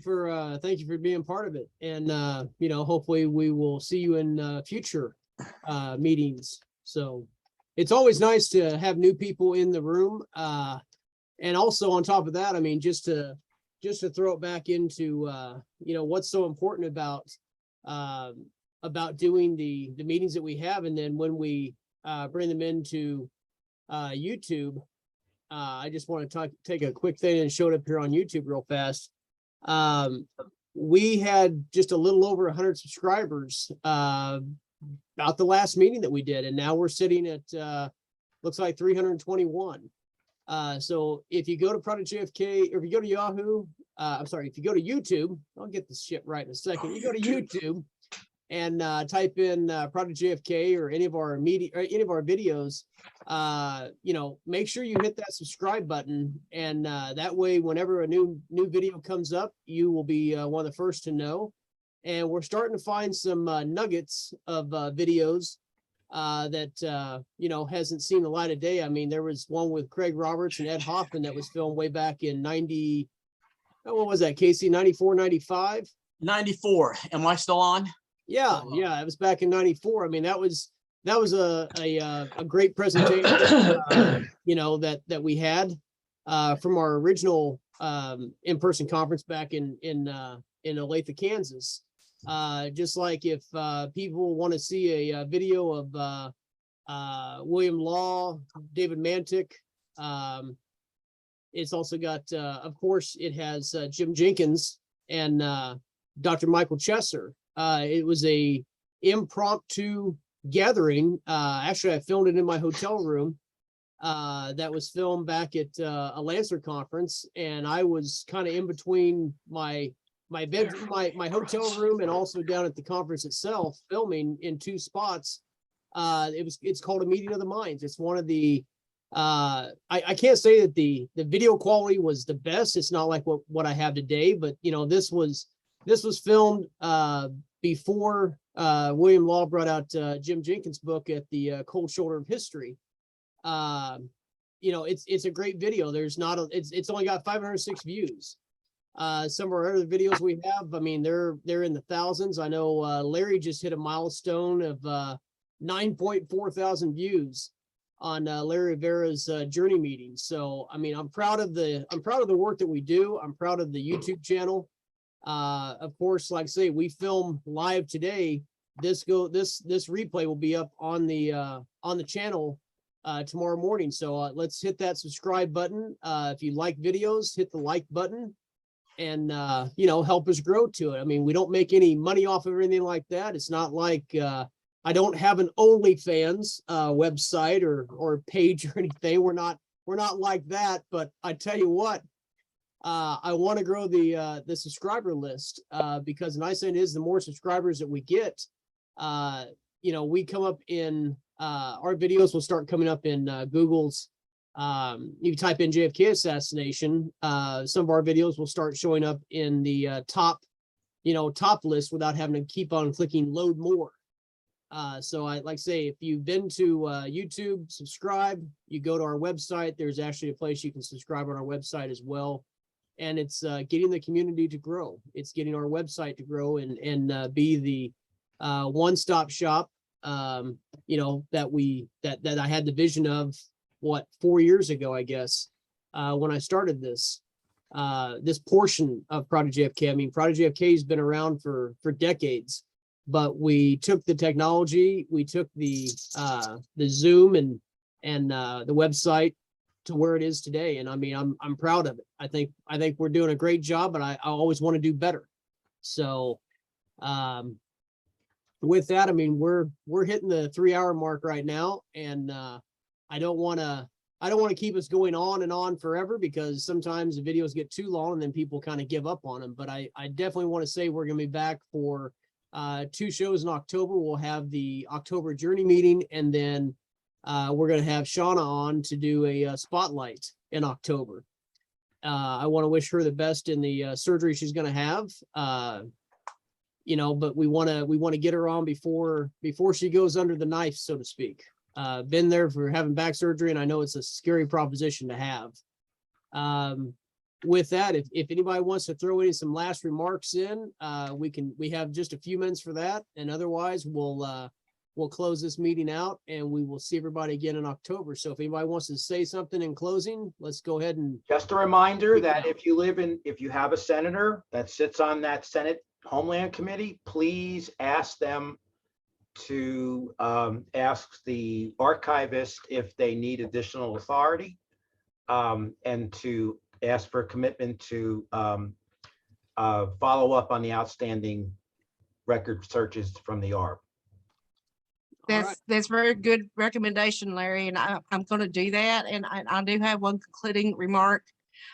In doing these things, my hesitation is I never knew who is participating, who is really one of them with not good intentions. And I would say in doing all this, I want to honor the story of JFK to Carolyn and Robert Kennedy Jr. And if there is an issue with me spreading sunshine, you don't have to tell me twice. Come tell me before you do anything that would hurt me or my family. I'd rather be hurt for my family and my kids, but I believe in spreading sunshine on the truth because I love my country. We'll let you know if we have to put any shade on you. Okay, thank you. What's the name of the book sounded like Jack Frost? His name is Jack Roth. Jack Roth. ROTH is the author, and he's speaking in Dallas at the conference. And I forget the title. It was initially going to be Ripples in Time, but the publisher made him change the title. He interviewed 25 people, and my chapter and my dad's is one of the longest in the book. And I'm glad the story's getting out. I need to get over some of my fears still to get the rest of the things Dad wrote out in the spring. Guidance would be appreciated. Thank you, gentlemen. Thank you, Shauna. Well, with that, I think we're going to bring this here to an end. So I'm David Knight with Project JFK CSI Dallas, along with Casey Quillen and Brian Edwards. And I want to thank everybody for taking part today. And like I say, the replay will be up on YouTube tomorrow. So everybody stay in good health and keep researching, keep seeking the truth, and we will see everybody in October. Excellent. Okay, bye. Thanks, guys. Thank you, young lady. Later. Yeah, thank you, David. Thank you, everybody. Thank you. Sorry, man, I had a lot of stuff here to take care of at the store. That's okay, Larry. All right, well, we're up to date, huh? We got to get on that blender thing. You know, I could have, let me go see how many different formats, you know, I can get that to you. Okay. Yeah, I will give you a call. I'll try to give you a call tomorrow sometime, and maybe we can work it out, because I definitely want to give it a shot at. I mean, I got into the 3D printing last week, and I tell you what, it's been, you know, every time I turn around, I'm printing something. So I'm building up, you know, I'll admit the first print was not bad. And then I kind of went into a lull for like 2 days, and things weren't turning out correctly. But now I'm back on the uptick again. So it's a learning curve in there, because I did that back in 7 years ago already. Wow. Well, it's time to revisit. Yeah. So I'm sure that, you know, things have improved, you know, and somebody will be able to, you know, get it going. I don't think it's really that complicated. You know, a mesh is a mesh. You just got to port it, you know, into other formats. That's all. Yeah. printer formats are specific to printers are specific to a certain format. And not only that, the software that they're going to use to print on the printer. So, Yeah, but I think we can get it done. Absolutely. oh, that would be great if we can get Dr. Mantic to fondle one of those, you know. Yeah, I definitely want to make sure he gets a one of those in his hand, because I think that'll just He's the blow first it away. one. He's the first one that should have it. Yeah. You know, he's at the top of the list. Well, the first one I want to have it is you, and then we'll give it to David, because you're the one that built the model. So. And the texturing, I don't know if they're going to be able, because I mean, just the model in white is good enough, you know, in PVC or whatever. But yeah, you know, that's how far you can take this by even texturing, you know, the model using the texture that's applied in Blender, you know. So yeah, well, I'll be printing it in PLA Plus or PLA Pro. That's the material that it's in, and you can print. Yeah, you can print the texture on the model. So I mean, however it's done, that's that way. What I'm hoping to do is once I get it printed, then I can, you know, either hand paint or airbrush the. Well, that's the thing. That's exactly what I was just going to mention. The process also involves, because the model not only has the texture applied, but it also has the pock marks. You know, you know, it's not just the picture, but also how the indentations go. And that's done by what's known as a normal map. And a normal map is just basically the image in black and white. And then Blender, what it does is it interprets the depth based on the hue, the darkness of the white and the black and white areas, and then applies it to the model and integrates that with the image itself. I hope I haven't messed everybody up with that, but that's basically how it works.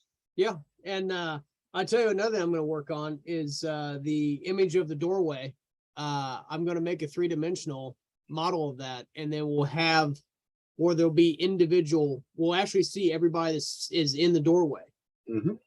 I just, you know, with the use of Blender, what you've done, and now I'm going to take it into making it actually something you can hold in your hand. It's just, there's limitless possibilities. Yeah, that's a good one. We tried, we proposed that again 7 or 8 years ago with some other researchers, and we never got to first base, but that was also, you know, being talked about. Well, I couldn't beat the deal on the 3D printer, and now, like I say, I'm having all kinds of Absolutely. Let's do it. Let's do it. We'll talk tomorrow. I gotta go. I got some people to take care of here. Okay, Larry, I'll give you a shout tomorrow. And everybody else, we will see you guys in October. So have a great day and a great rest of the weekend.